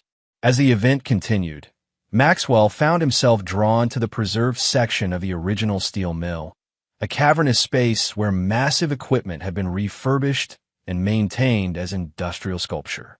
Here, his father had once operated a blast furnace, working punishing hours to support his family. In a quiet moment alone, Maxwell removed something from his pocket, his father's ID badge, the one Vanessa had returned years earlier. He placed it discreetly on a small shelf beside the restored control panel, a private tribute invisible to casual observers. A fitting tribute, came a voice behind him. Maxwell turned to find Catherine Zhang observing him. After 5 years of covering his business ventures, she had developed an uncanny ability to locate him during reflective moments. My father would have appreciated the resurrection of this place, Maxwell acknowledged. From abandonment to opportunity, Catherine noted. A pattern you've repeated across your projects. Transformation rather than destruction. Except when destruction serves your purpose, she observed shrewdly. Your former wife seems to have found her footing. Sullivan less so. Maxwell studied the perceptive journalist. You're still pursuing the theory that I orchestrated their downfall. Not pursuing, accepting as established fact. The question that interests me is why the difference in outcomes. Sullivan remains destroyed, while Vanessa has been allowed, perhaps even subtly assisted, in rebuilding a life of substance. An intriguing narrative, Maxwell replied neutrally. The truth, I suspect. Catherine's expression turned thoughtful. Sullivan betrayed his investors, strangers who trusted him with their financial futures. Vanessa betrayed her husband, one person who trusted her with his heart. In your moral calculation, one crime warranted permanent destruction, the other merely painful transformation. Maxwell remained silent, neither confirming nor denying her assessment. Your silence speaks volumes, Catherine said. The profile I'm writing for the 5th anniversary of Reed Tower will explore your business philosophy. I'm calling it The Silent Legacy, how your father's experience shaped your approach to power and responsibility. An ambitious angle. The most interesting part, Catherine continued, is how someone capable of such calculated retribution could simultaneously build one of the most progressive business empires in the country. Ruthlessness and vision, perfectly balanced. Principles without power accomplish nothing, Maxwell observed. Power without principles destroys everything, including those who betray your trust, Catherine concluded. A lesson Blake Sullivan learned permanently, while Vanessa received. What? A second chance. Everyone receives the consequences their actions create, Maxwell replied. My role has simply been to ensure those natural consequences aren't artificially avoided through privilege or connection. As Catherine departed with this cryptic exchange to ponder, Maxwell remained in the preserved industrial space, contemplating the journey of the past 5 years. His revenge against Blake and Vanessa had been meticulously executed, but with fundamentally different purposes. Blake Sullivan represented a predatory system Maxwell had determined to eliminate. His destruction was necessary for broader market reform and investor protection.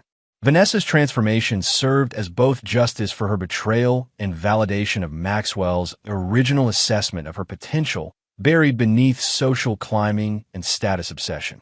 Later that evening, Maxwell hosted a smaller gathering in his Reed Tower penthouse for close associates and foundation board members. As conversations flowed around business initiatives and community impacts, Dominic Russell joined him on the terrace overlooking the illuminated city. 5 years of visible empire building, Dominic observed, versus how many years of invisible foundation laying? Nearly 20, Maxwell acknowledged, though the public emergence wasn't originally part of the plan. No? What changed?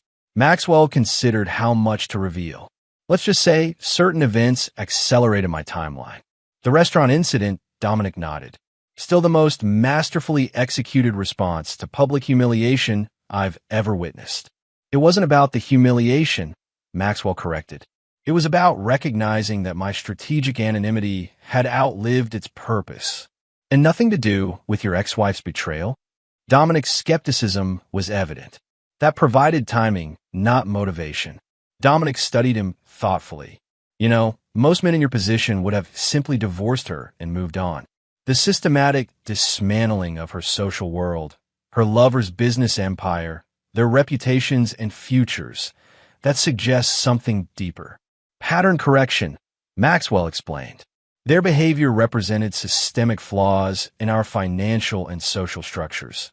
The valorization of appearance over substance, extraction over creation. Addressing those patterns required comprehensive intervention. So not revenge, but what? Social engineering. Restoration of proper balance. Dominic laughed softly. Remind me never to cross you, Maxwell. Your definition of balance is terrifying. As the evening concluded and guests departed, Maxwell remained alone on his terrace, contemplating the city he had helped reshape. 5 years of visible power had accomplished more than 20 years of silent influence, confirming his decision to emerge from the shadows. Blake Sullivan would eventually leave prison to face a world where his name remained synonymous with financial fraud, his future prospects permanently constrained by his past actions. Vanessa had found a more authentic path forward, her painful transformation yielding genuine growth, exactly as Maxwell had calculated when arranging the specific consequences of her betrayal. Maxwell himself had transcended his original revenge motivation, creating a legacy that extended far beyond personal vindication. The restaurant revelation had been merely the opening move in a far more significant game, the complete reconstruction of his public identity and influence. His father's ID badge now rested permanently in the preserved industrial space where generations of workers would learn new skills. The steelworker's son had fulfilled his silent promise, building something that could never be taken away, while ensuring those who betrayed trust faced the precise consequences their characters had earned.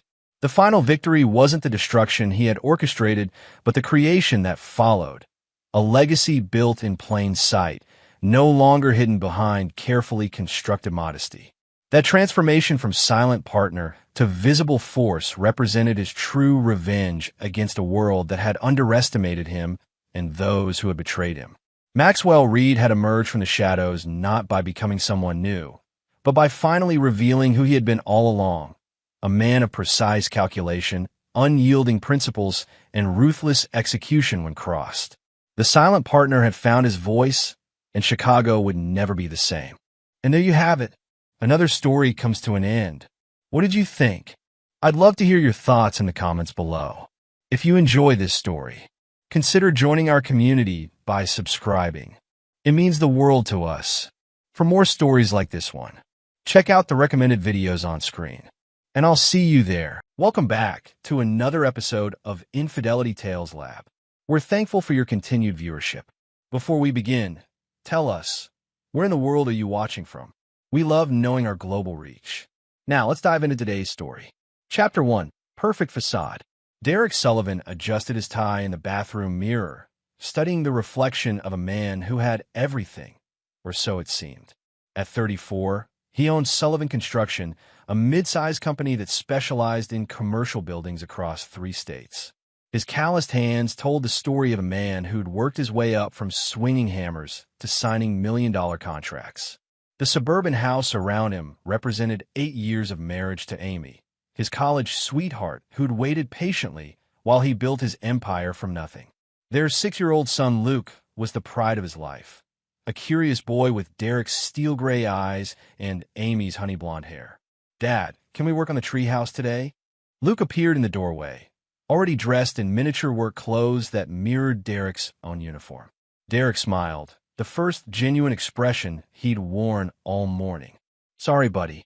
Daddy has to finish the Henderson project. But this weekend, we'll get those support beams up." Luke's face fell slightly, but he nodded with the understanding maturity that sometimes worried Derek. 6-year-olds shouldn't have to be so accommodating. Amy emerged from their bedroom, phone pressed to her ear, her voice carrying that particular tone she used with her family. "No, Mom, I can't drive up there today. Derek needs me to—" She caught his eye and covered the phone. "Your mother wants Luke to stay overnight again. She says Dad's been asking about his grandson." Derek had noticed the increasing frequency of these overnight requests from Amy's parents, Robert and Linda Hartwell. The Hartwells lived an hour north in a sprawling farmhouse that had been in Amy's family for generations. Luke loved visiting his grandparents, but something felt off about the recent pattern.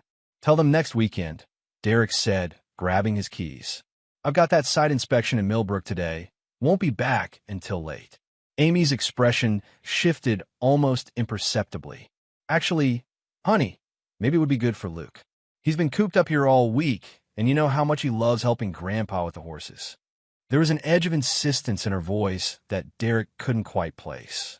In the past few months, Amy had been different, distracted, secretive about her phone calls, often mentioning her brother Trevor's frequent visits to their parents' house.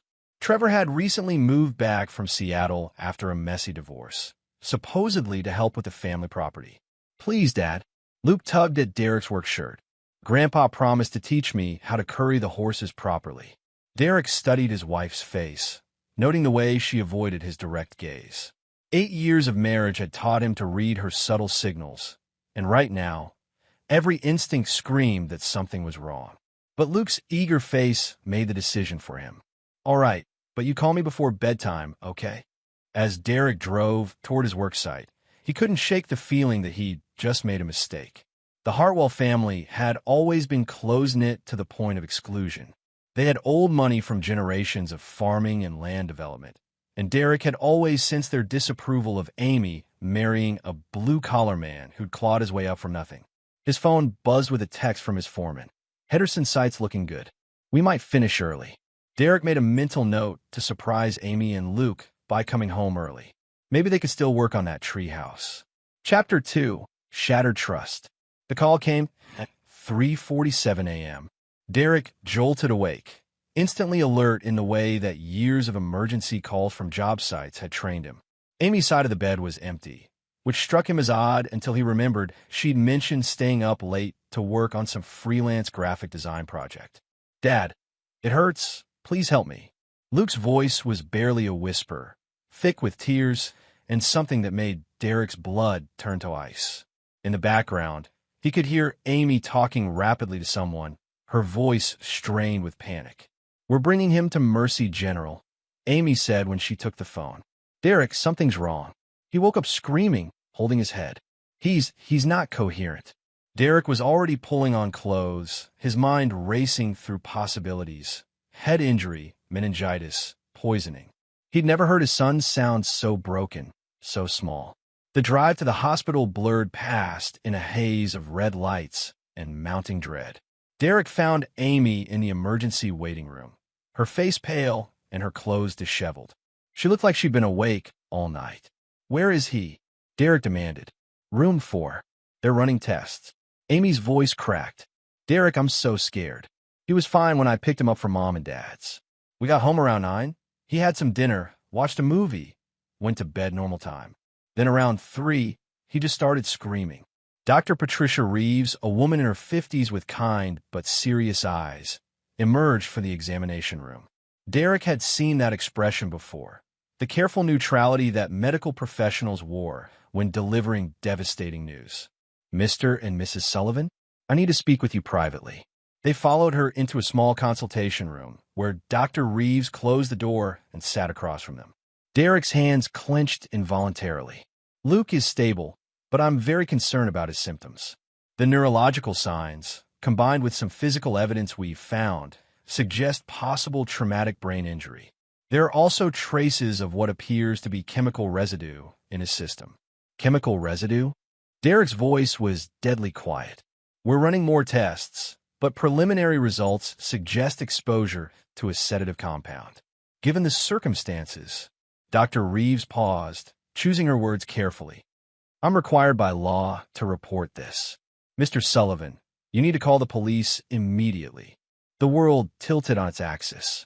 Derek heard Amy gasp, watched her face crumple with what looked like genuine shock and fear. But something nagged at him, a detail that didn't fit. "What physical evidence?" he asked. Dr. Reeves hesitated. "There are marks consistent with restraints on his wrists and ankles. Very faint, but present. And Mr. Sullivan, Luke keeps asking for his real daddy. He seems confused about who you are." Amy made a choking sound. "That's impossible. Derek is his father. He's just confused from whatever happened to him." But Derek was already reaching for his phone, his mind working with the cold precision that had built his business from nothing. Someone had hurt his son. Someone had drugged him, restrained him, and done something to make Luke question his own father. And Derek Sullivan was going to find out who. Chapter 3. The Video. 2 hours later, Derek stood in his in-law's driveway flanked by Detective Maria Santos and Officer James Bradley. The farmhouse looked exactly as it always had. White clapboard siding, wraparound porch, Amy's childhood swing still hanging from the old oak tree. But the silence was wrong.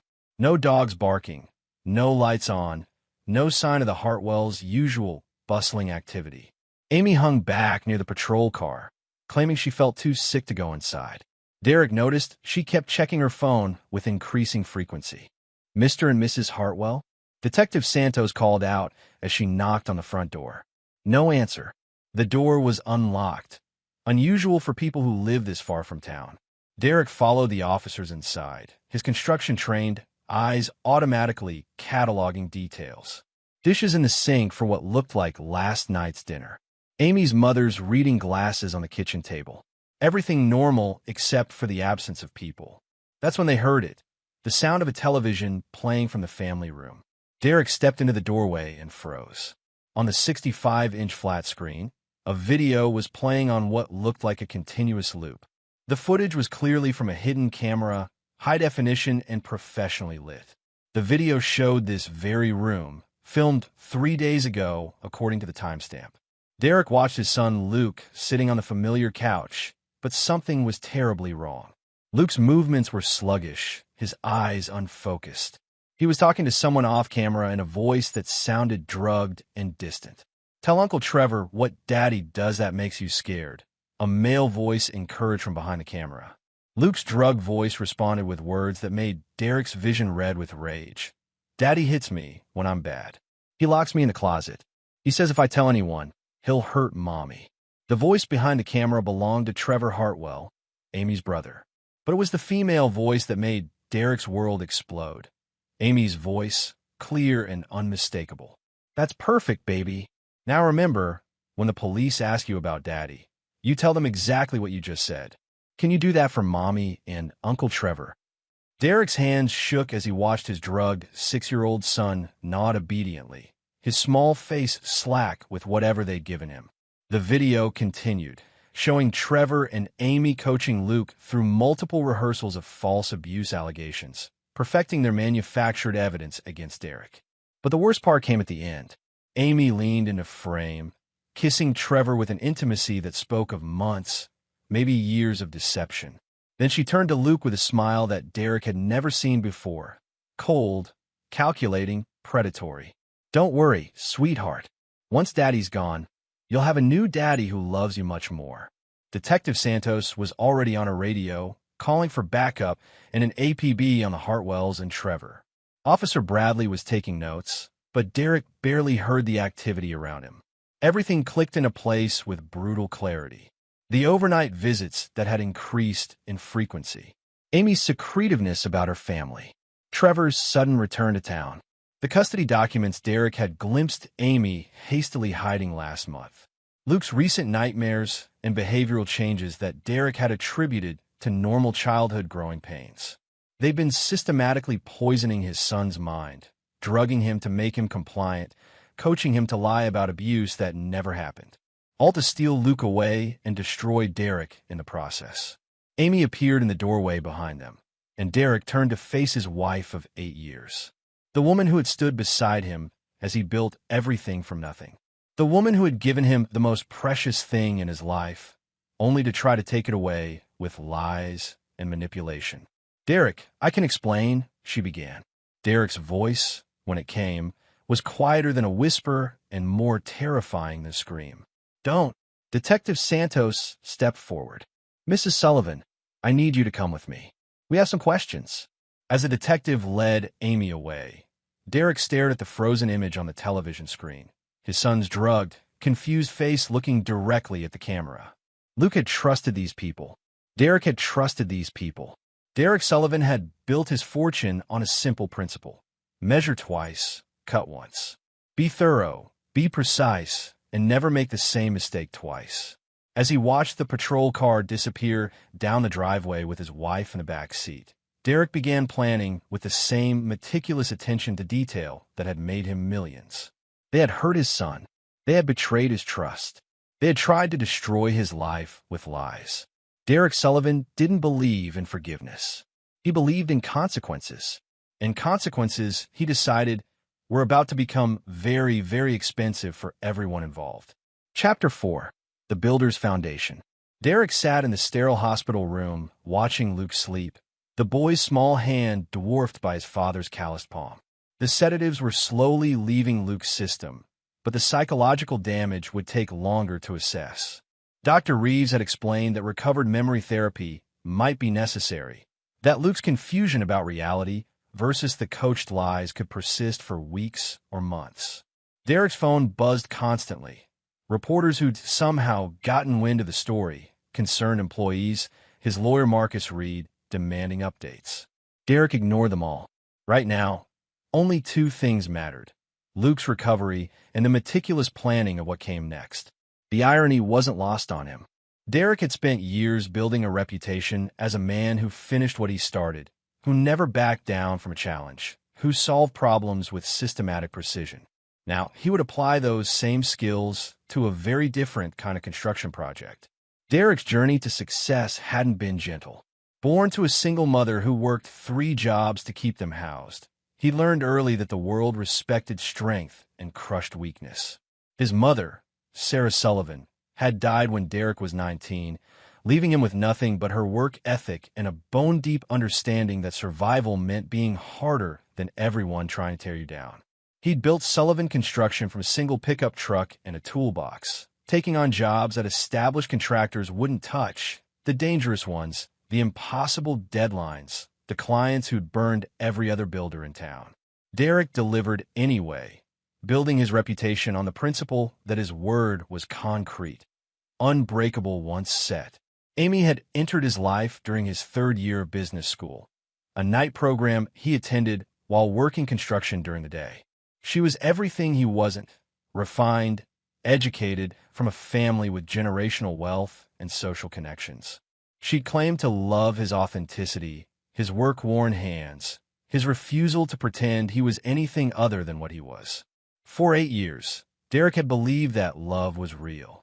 He'd worked 16-hour days to give Amy the life she'd grown up with, to prove himself worthy of the Hartwell family's acceptance. He'd built their dream house with his own hands, installed every fixture, sanded every piece of trim. He'd thought he was building a foundation for their future. Instead, he'd been building a prison for himself. Luke stirred, his eyes fluttering open with the confused awareness of a child waking in an unfamiliar place. "Dad, I'm here, buddy." Derek squeezed his son's hand gently. "How are you feeling?" "My head hurts, and I had weird dreams."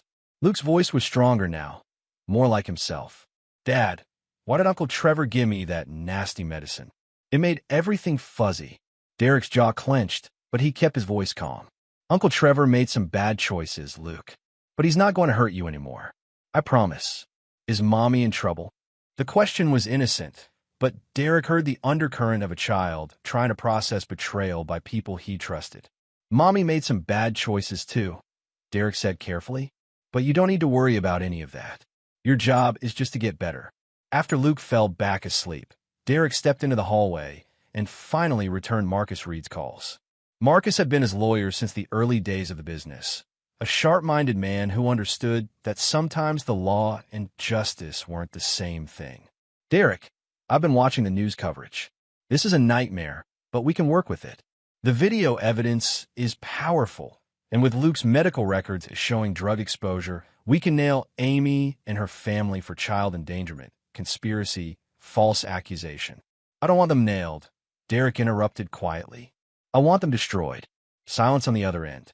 Marcus had known Derek long enough to recognize the difference between anger and cold, calculated intent. "Derek, I understand you're angry, but we need to be smart about this. The legal system will. The legal system will give Amy probation and court-ordered therapy. Trevor will get a few years, maybe less with good behavior. The Hartwells will claim they were manipulated by their son and daughter. And I'll spend the next decade in family court fighting for custody while Luke grows up traumatized by this mess. Derek looked through the window at his sleeping son. That's not acceptable. What are you thinking? Derek smiled, but there was nothing warm in it. I'm thinking about construction, Marcus. When you're building something meant to last, you don't just focus on what people can see. The real work happens in the foundation, underground, invisible, but absolutely critical. If the foundation fails, everything above it comes down. Marcus was quiet for a long moment. I can't be part of anything illegal, Derek. You won't be. In fact, legally, you're going to make sure everything I do is completely above board. I need you to file for emergency custody, restraining orders, asset protection, the works. By the time you're done, I want every legal protection possible for Luke and myself. And what are you going to be doing while I handle the legal foundation? Derek's smile turned predatory. I'm going to remind some people why you don't steal from a builder. We know how to tear things down just as well as we know how to put them up. Chapter 5. Gathering the Crew. 3 days later, Derek sat in the private dining room of Castellanos, an upscale restaurant where he'd closed some of his biggest deals. Across from him sat Vincent Torres, a man whose business card simply read problem solver, but whose reputation in certain circles was far more specific. Vincent was 42, impeccably dressed, and possessed the kind of calm demeanor that came from handling situations that would break lesser men. Derek had first met him 5 years ago when a competitor had tried to sabotage a major project with false safety violations and bribed inspectors. Vincent had made that problem disappear so thoroughly that Derek's competitor had quietly left the state. I heard about your family situation, Vincent said, cutting into his steak with surgical precision. Terrible thing, using a child like that. In my culture, such behavior would be addressed definitively. Derek appreciated that Vincent never minced words or pretended to be something he wasn't. I'm not looking for anything permanent, Vincent. Not yet. But I need some people hurt in ways that matter to them. Hurt how? Financially? Professionally? Physically? All of the above, but carefully orchestrated. Amy and Trevor think they're clever, but they're amateurs. They made one critical mistake. They assumed I'd roll over and play the victim. Vincent smiled approvingly. What do you need? Derek slid a thick folder across the table. Complete financial records for Amy, Trevor, and the Hartwells. Every bank account, every investment, every asset. I also need surveillance on all of them, where they go, who they talk to, what they do when they think no one's watching. And Trevor specifically? Derek's expression hardened. Trevor's been unemployed since he moved back from Seattle. But someone's been funding their operation, the video equipment, the drugs they used on Luke, the legal consultation fees. I'm betting they've already paid. I want to know where that money came from. Vincent nodded. Give me 48 hours. What else? I need you to reach out to some of our mutual friends in construction. Specifically, anyone who's worked with Highland Development Group. Highland Development was the Hartwell family's primary business. They'd been buying and developing rural properties for 3 generations. Robert Hartwell currently served as CEO, with Trevor recently added as a development consultant despite having 0 experience in construction or real estate. You want to hit their business? I want to understand their business first. Then I want to systematically dismantle it. Derek leaned back in his chair. See, Vincent, Amy, and Trevor think this is about custody and divorce. They're planning for a legal battle. But they forgot something important about me, which is, I don't just build buildings. I build relationships, partnerships, networks. And sometimes those relationships become very valuable when you need to apply pressure. Derek's phone buzzed with a text from Marcus. Emergency custody granted. Assets frozen. Amy's bail hearing tomorrow. There's one more thing, Derek said, pocketing his phone. I need a message delivered to Trevor. Nothing threatening, nothing traceable. Just educational. Vincent raised an eyebrow. Trevor thinks he's safe because he hasn't been arrested yet. He's probably planning his next move, maybe thinking about fleeing. I want him to know that running won't help him. That nowhere is far enough. What kind of message? Derek pulled out his business card, and wrote something on the back before sliding it across the table. Vincent read it and smiled. The card read, Foundations are meant to last forever. D.S. Cryptic, Vincent observed. Trevor will understand. He's been hearing about my construction projects for years at family dinners. He knows what happens when you build on unstable ground. Vincent pocketed the card. Anything else? Derek stood and dropped several $100 bills on the table. Yes, I want you to find out everything you can about Amy's activities over the past year. Phone records, travel history, credit card statements.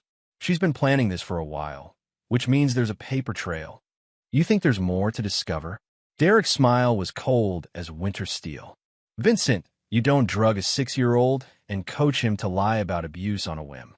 This was planned, methodical, and sophisticated, which means Amy and Trevor had help. Professional help. And when we find out who helped them, Derek headed for the door, his answer floating back over his shoulder like a promise and a threat. Then we expand the foundation. Chapter 6, Setting the Charges.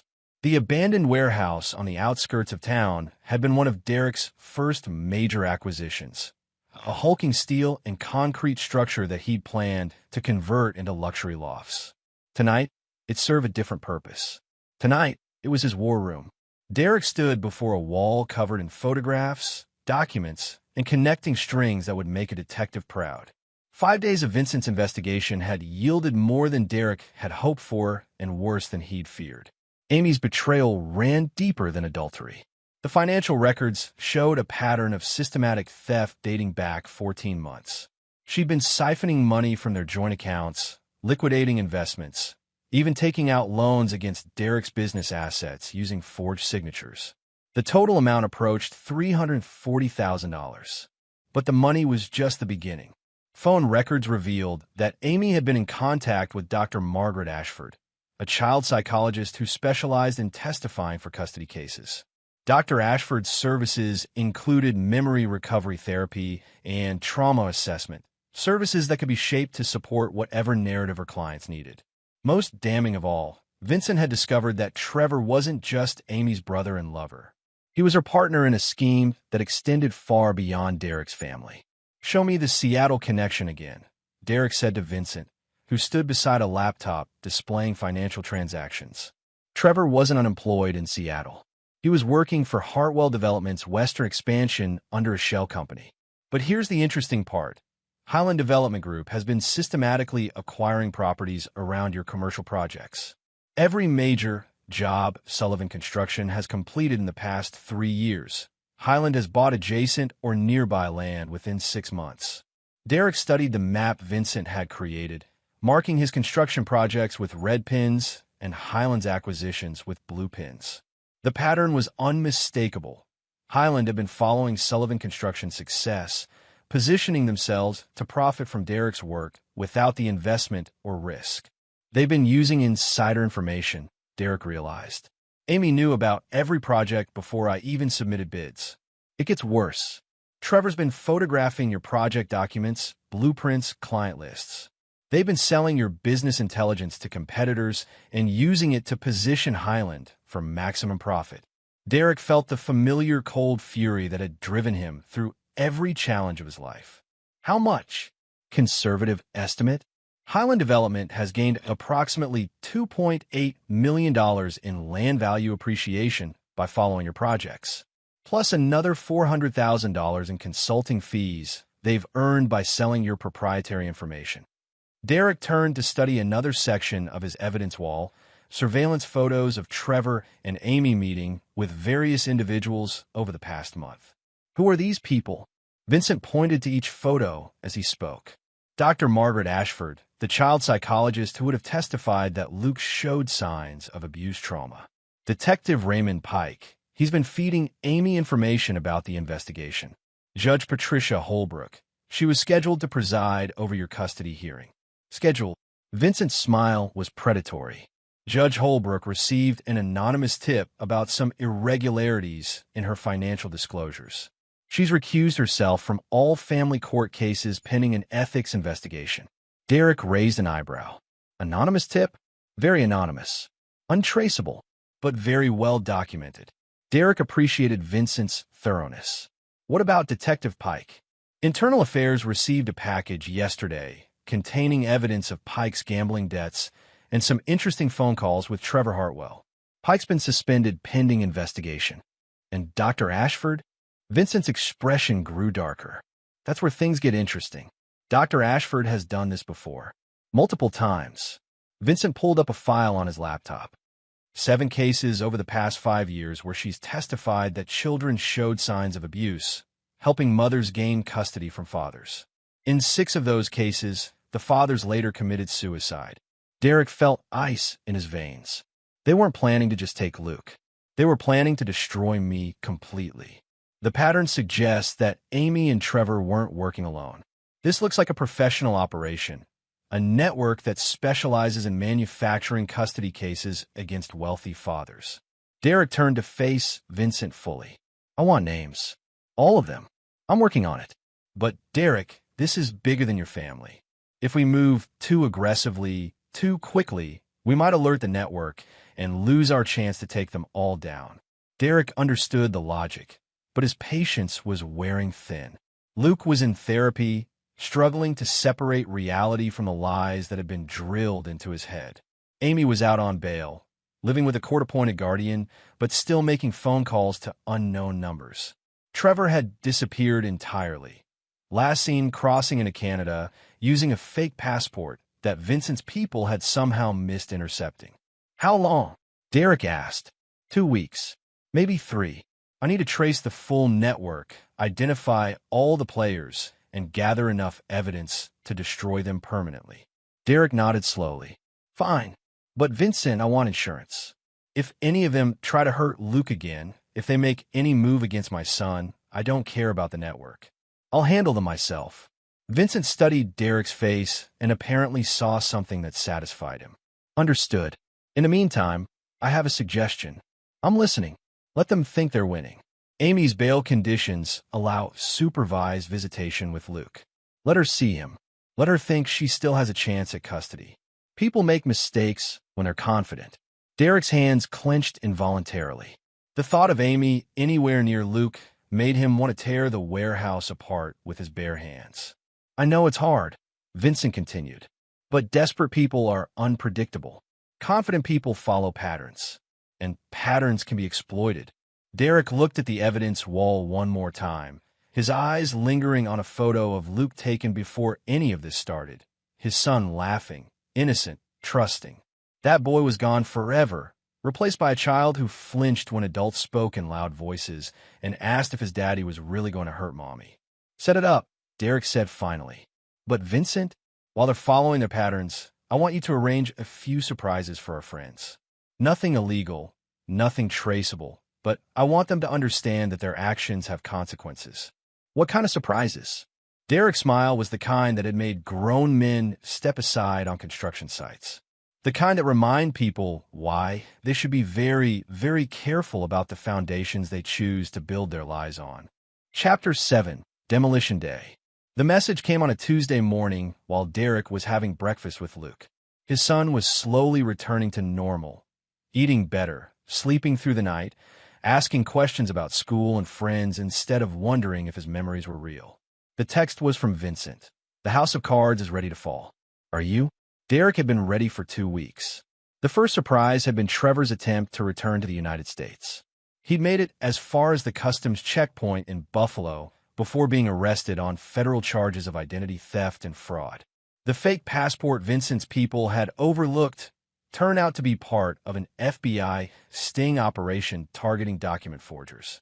Trevor was now facing 5 to 10 years in federal prison. The second surprise had been Highland Development Group's sudden financial crisis. It seemed that several of their major land acquisitions had been made with loans secured by properties that didn't actually belong to Highland. Robert and Linda Hartwell were scrambling to explain to federal investigators how their company had borrowed $1.3 million against land they didn't own. Derek suspected Vincent's creative accounting, but he didn't ask for details. The third surprise had been Amy's discovery that her new identity documents, the ones she'd planned to use when fleeing the country with Luke, had been flagged by Homeland Security as forgeries. Her court-appointed guardian had dutifully reported Amy's possession of illegal documents, resulting in additional federal charges and the revocation of her bail. Amy was now sitting in county lockup, finally understanding that her carefully planned escape routes had become dead ends. But today's message from Vincent meant the real demolition was about to begin. Derek dropped Luke off at school personally, hugging his son just a little longer than usual. "I love you, buddy. Never forget that, okay?" Luke looked up with those serious gray eyes that reminded Derek so much of his own reflection. "I love you too, Dad. Are you going to be okay? You look worried." Derek knelt down to Luke's level. "I'm not worried anymore, son. I'm just making sure some bad people can't hurt anyone else." An hour later, Derek sat in the federal courthouse listening to Assistant District Attorney Rachel Morrison outline the case against what she called the most sophisticated family court fraud network ever uncovered in this district. The investigation that Vincent had initiated had metastasized into a federal task force involving the FBI, IRS, and multiple state agencies. Dr. Margaret Ashford's therapeutic practice had been revealed as the centerpiece of a conspiracy that had destroyed dozens of families over the past decade.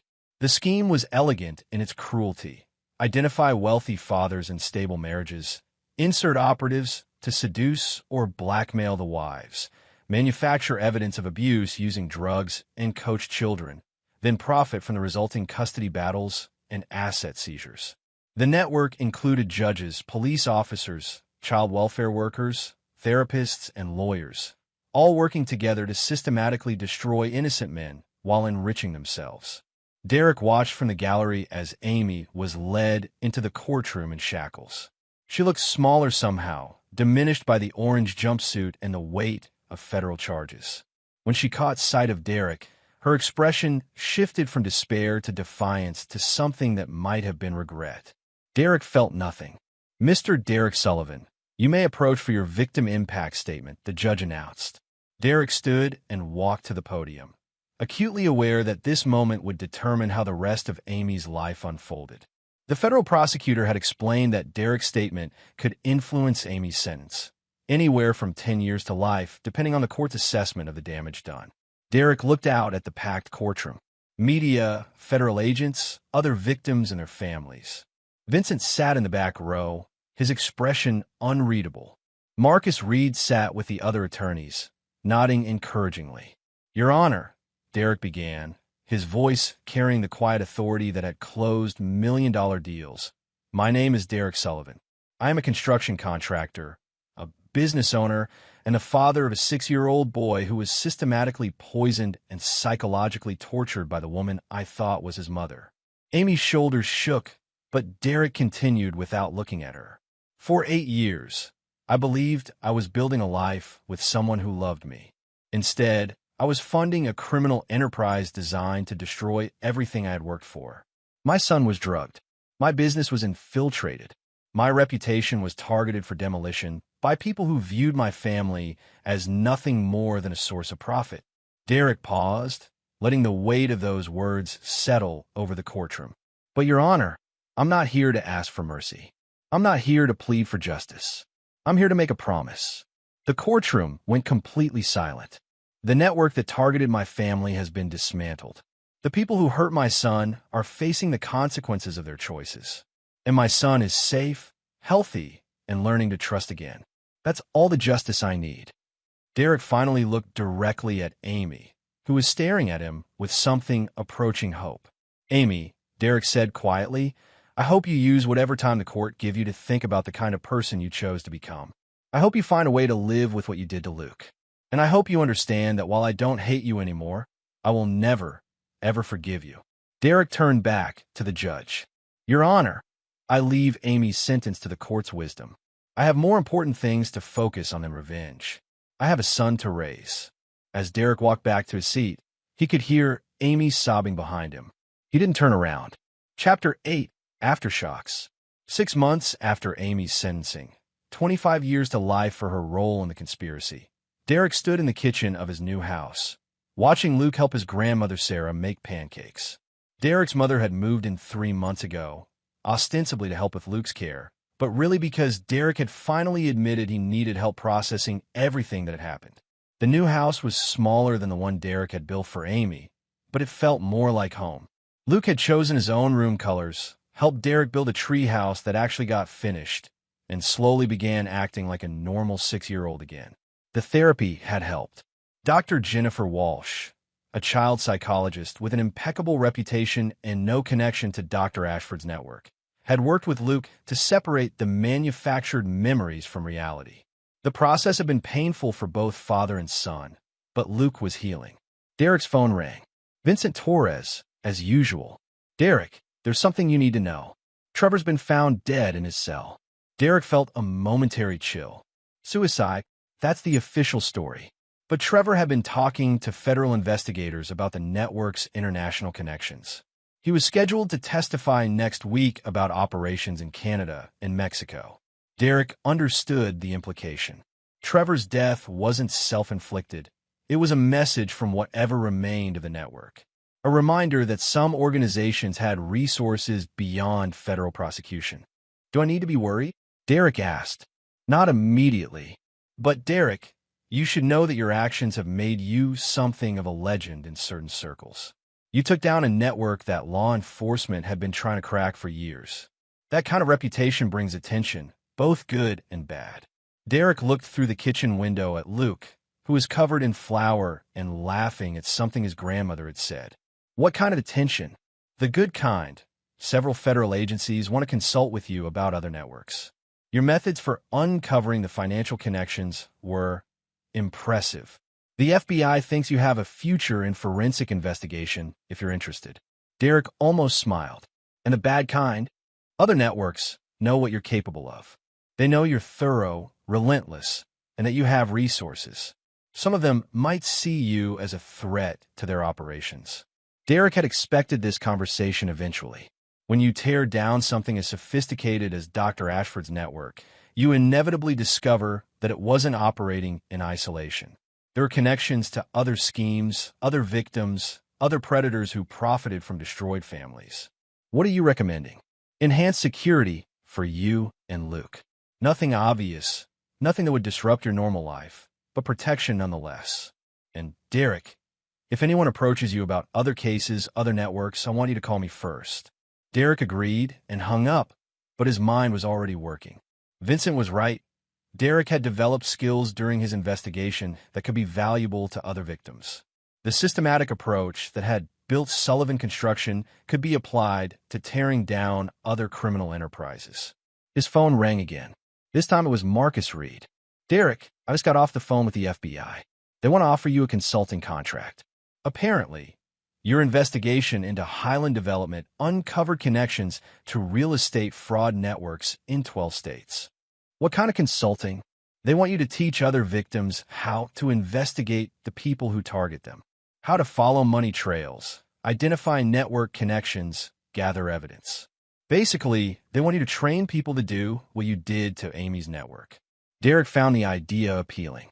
There was something satisfying about the thought of teaching other fathers how to protect their children, how to fight back against predators who counted on their victims' helplessness. "There's one condition," Marcus continued. "The FBI wants to make sure you understand that your methods need to stay within legal boundaries. Some of what Vincent Torres did to help you existed in a gray area that federal agencies can't officially endorse." Derek understood. Vincent's creative approaches to gathering evidence and applying pressure have been effective, but not always strictly legal. If Derek was going to work with federal agencies, he'd need to develop methods that could withstand judicial scrutiny. "I'll think about it," Derek told Marcus. But as Derek watched Luke and his grandmother bond over pancake making, he realized his thinking was already done. Amy and Trevor had counted on Derek's isolation, his willingness to suffer in silence rather than fight back. They'd assumed that a construction worker couldn't match their sophisticated planning. They'd been wrong about Derek, and Derek suspected they weren't the only ones making that mistake. There were other networks out there, other predators targeting other families. And Derek had learned that sometimes the best defense was a systematically planned offense. Derek walked into the kitchen and ruffled Luke's flour-covered hair. "Hey, buddy. Want to help Dad with a new project?" Luke's eyes lit up. "What kind of project?" Derek smiled, thinking about the FBI's offer and all the families who were currently trapped in situations like his had been. We're going to help some people build better foundations. Chapter 9. Legacy. 2 years later, Derek stood before a conference room filled with fathers, law enforcement officers, and victim advocates. The setting was FBI headquarters in Washington, D.C., and Derek was concluding his presentation on network investigation techniques for targeted families. The room was silent as Derek clicked through the final slides of his presentation. Photos of the 17 networks that had been dismantled using methods Derek had developed and refined. Each network had been similar to Dr. Ashford's operation. Sophisticated criminal enterprises that targeted wealthy men through their families, manufacturing evidence to destroy their victims while profiting from the resulting legal chaos. The key, Derek explained to his audience, is understanding that these operations rely on isolation and intimidation. They count on their victims feeling helpless, overwhelmed by false accusations and manufactured evidence. But every network leaves traces, financial connections, communication patterns, operational methods that can be mapped and exploited. A hand raised in the audience. Mr. Sullivan, what about the emotional toll? How do you maintain objectivity when it's your own family being targeted? Derek had been asked this question dozens of times over the past 2 years. The answer never got easier. You don't maintain objectivity, he said quietly. You use your anger. You channel it into systematic investigation and methodical action. The people who hurt my son counted on my emotional response being destructive and unfocused. Instead, I made it surgical. Another question, what's the most important lesson you've learned? Derek thought about Amy, currently serving her sentence in federal prison. She'd written him letters, dozens of them, seeking forgiveness, understanding, some acknowledgement that their marriage had been real before she'd chosen to destroy it. Derek had read every letter and responded to none. Never confuse justice with revenge, Derek answered. Revenge is emotional, temporary, and ultimately hollow. Justice is permanent. It protects future victims and ensures that bad actors face consequences that matter. After the presentation, Derek was approached by Agent Rachel Morrison, the same prosecutor who had handled Amy's case, now heading the FBI's task force on family court fraud. Derek, we got a situation in Phoenix that fits the pattern. High-profile divorce attorney, child psychologist, family court judge, all connected, all profiting from manufactured custody battles. The local authorities are overwhelmed. Interested, Derek considered the offer. These consulting trips were becoming more frequent, and each case revealed new variations on the same basic scheme. The network that had targeted his family wasn't unique. It was part of a larger industry that treated destroyed families as profit centers. Send me the files, Derek said. But Rachel, I want something in return. What? Access to the children who were victims in these cases. I want to fund therapy, education, whatever they need to recover for what was done to them. Rachel nodded approvingly. The Bureau has a victim services fund that could cover those costs. No, Derek said firmly. I'll cover them personally. These kids didn't ask to be weapons in their parents' war. They deserve better than bureaucratic support. Derek's phone buzzed with a text from Luke. Dad, Grandma's teaching me how to make her famous meatloaf. Can we have it for dinner when you get home? Derek smiled and typed back. Absolutely. Save me some room to help. Luke was 8 now, thriving in school, and showing no lasting effect from the trauma he'd endured. His memories of the drugged interrogations had faded, replaced by new experiences of trust, safety, and unconditional love. Luke knew his mother was in prison, knew she'd made terrible choices, but Derek had worked carefully to ensure that Luke understood Amy's actions weren't a reflection of his worth or Derek's love. As Derek walked through the airport heading home, he reflected on how much his life had changed. Sullivan Construction was more successful than ever, but Derek's passion now lay in dismantling the networks that preyed on families like his had been. He'd built a new kind of reputation, not just as a successful businessman, but as someone who could help victims fight back against sophisticated predators. The work was satisfying in ways that constructing buildings had never been. Every network he helped dismantle meant dozens of children who wouldn't be drugged and coached to lie about their fathers. Every corrupt official exposed meant countless families who wouldn't have their lives destroyed by manufactured evidence. Derek had learned something important about himself during his investigation of Amy's betrayal. He wasn't just good at building things. He was exceptional at taking apart complex systems and understanding how they worked. That skill, combined with the resources his business success had provided, made him uniquely qualified to fight predators who counted on their victims' helplessness. His phone rang as he boarded his flight home. Vincent Torres, as always. "Derek, I've got something interesting. Remember Dr. Margaret Ashford's network had international connections? What did you find? Our friends in Phoenix aren't just running a local operation. They're part of something bigger, a franchise system that's operating in 37 states and 4 countries. Someone's been selling the blueprint for destroying families, complete with training materials and operational support." Derek settled into his seat as the plane prepared for takeoff. "Send me everything you have." "Derek, this is bigger than anything we've tackled before. We're talking about an organization that's destroyed thousands of families over the past decade. The resources they have, the connections they've built, taking them on would be dangerous." Derek finished. That's one word for it. Derek looked out the airplane window at the lights of D.C. fading below. Somewhere down, there were fathers who didn't know they were being targeted, children who were about to be turned into weapons against their own parents, families that were about to be destroyed for profit. 2 years ago, Derek would have focused on his own survival, protecting Luke and rebuilding their life together. But 2 years ago, Derek hadn't understood how many other families were facing the same systematic destruction that his had endured. "Vincent," Derek said quietly, "do you remember what I told you about foundations? That they're meant to last forever." "That's right. And Vincent, I think it's time we build a foundation that these networks can't tear down. Something permanent. What did you have in mind?" Derek smiled as the plane climbed toward cruising altitude, carrying him home to Luke and a life they'd built together from the wreckage of betrayal. "I'm thinking about expansion, Vincent. Time to take Sullivan Construction into a new market." "Which market is that?" Derek's voice carried the quiet certainty that had driven him from a single pickup truck to a multi-million-dollar empire. "Justice." And Vincent